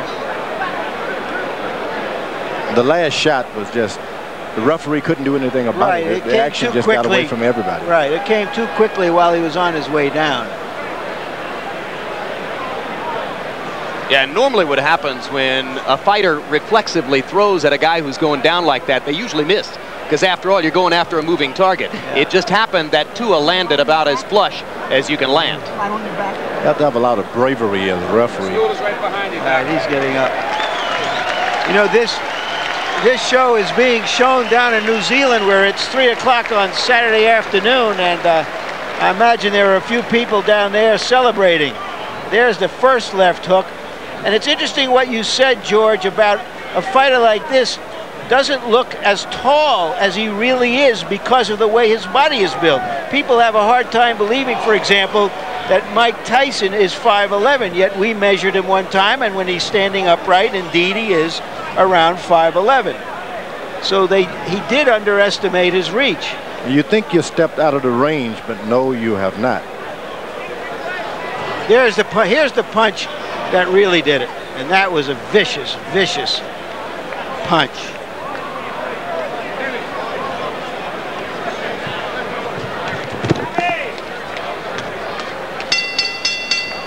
And one more sickening look at the left-hand shot that caught Ruiz flush on the chin as he was going down, and we're just awfully happy that John Ruiz is up. Let's get the official particulars from Michael Buffer. That's what we want to do. That's what we want to do.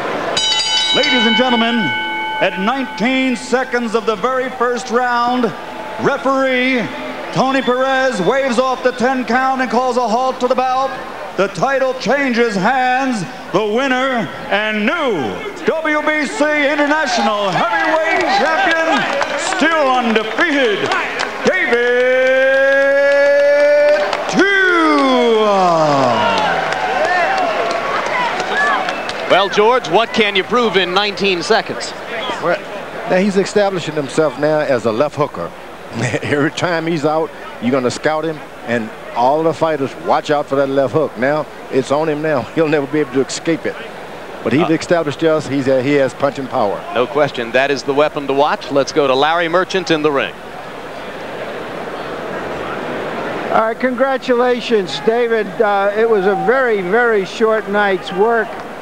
Were you concerned that he would get into some kind of rhythm as a boxer and you had to get to him early, or did it just happen?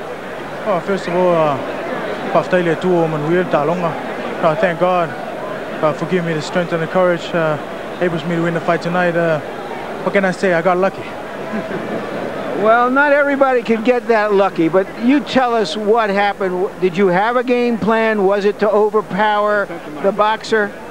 Yes, you know, we've been working hard in the gym. You know, I give all the credits to my trainers, you know, for getting me in great shape. Yeah, we had a strategy in the change room coming to the fight tonight. It was just take the fight to him. And, you know, this one for Dan Duva. Well, it was a good one. What do you feel you get out of a fight like this, except obviously creating a lot of excitement here and down in New Zealand as well, where a lot of your best friends, maybe hundreds of thousands of them, are watching this fight? Yes, of course, you know, their support means a lot to me. I like to thank them for their support from day one. But, you know, I'm very excited. You know, I trained hard for this fight, even though it didn't go as long as 12 rounds. But I'm happy. Let's see if we can roll up the knockout and for you to describe it to us. We were discussing at ringside. There it is. You tell us about it, David. You know, my trainers told me to go in there, put the jab his chest, and as soon as I come in, when he throws the right hand, roll under and come over the left hook, and that's the first punch that hit him. And as soon as I got him, I just didn't get stopped.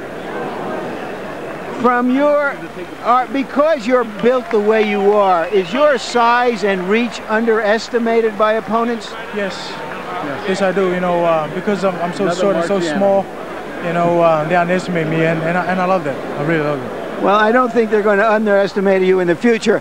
Let's talk to Lou Duva now. Lou, how far away is he from a major shot at a proven heavyweight?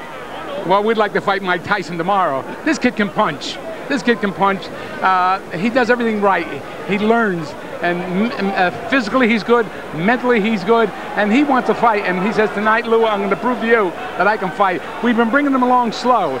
We've been teaching him. Like I say, we teach him in the gym, and he's doing a terrific job. All right, but answer the question now. How far away is he from taking on a proven top heavyweight? We know you'd like to fight for the title. How about fighting Shannon Briggs? We'll fight him tomorrow. Well, that's not him on HBO. The next fight. That's not a proven top heavyweight. Well, then you give me one. We'll fight him with anybody. Let's say Tim Witherspoon. No problem. We'll fight. I mean, we'll fight. There's a lot of guys you can fight out there. Right now, I think that level up on top has to get the act together. Who's going to fight who? But right now, this kid here is going to be one of the most promising young heavyweights in the business. Thank you, Lou, for punctuating that short fight. And now back to you, Jim and George. World light middleweight champion, and Gerald McClellan from the famous Kronk Gym in Detroit. So it's back to Harry Carpenter at ringside. Second out, first round.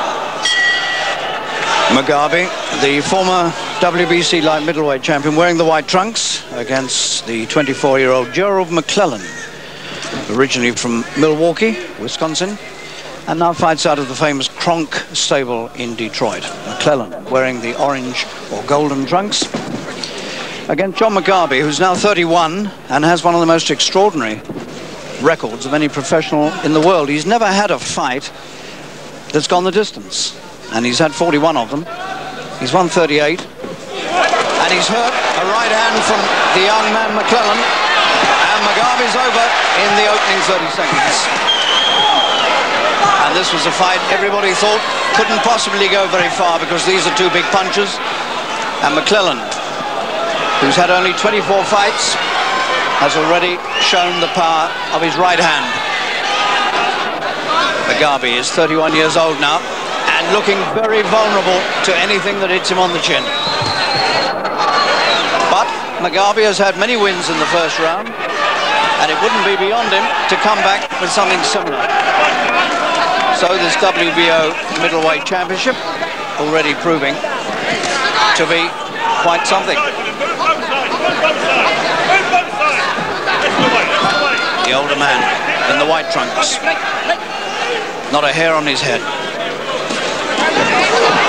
This time the left hand catches McGarvey, and McGarvey's defenses are anywhere but at the Albert Hall tonight. And he's gone again, and McGarvey won't survive this. It's the first round, and he doesn't know where he is. He's up at 7.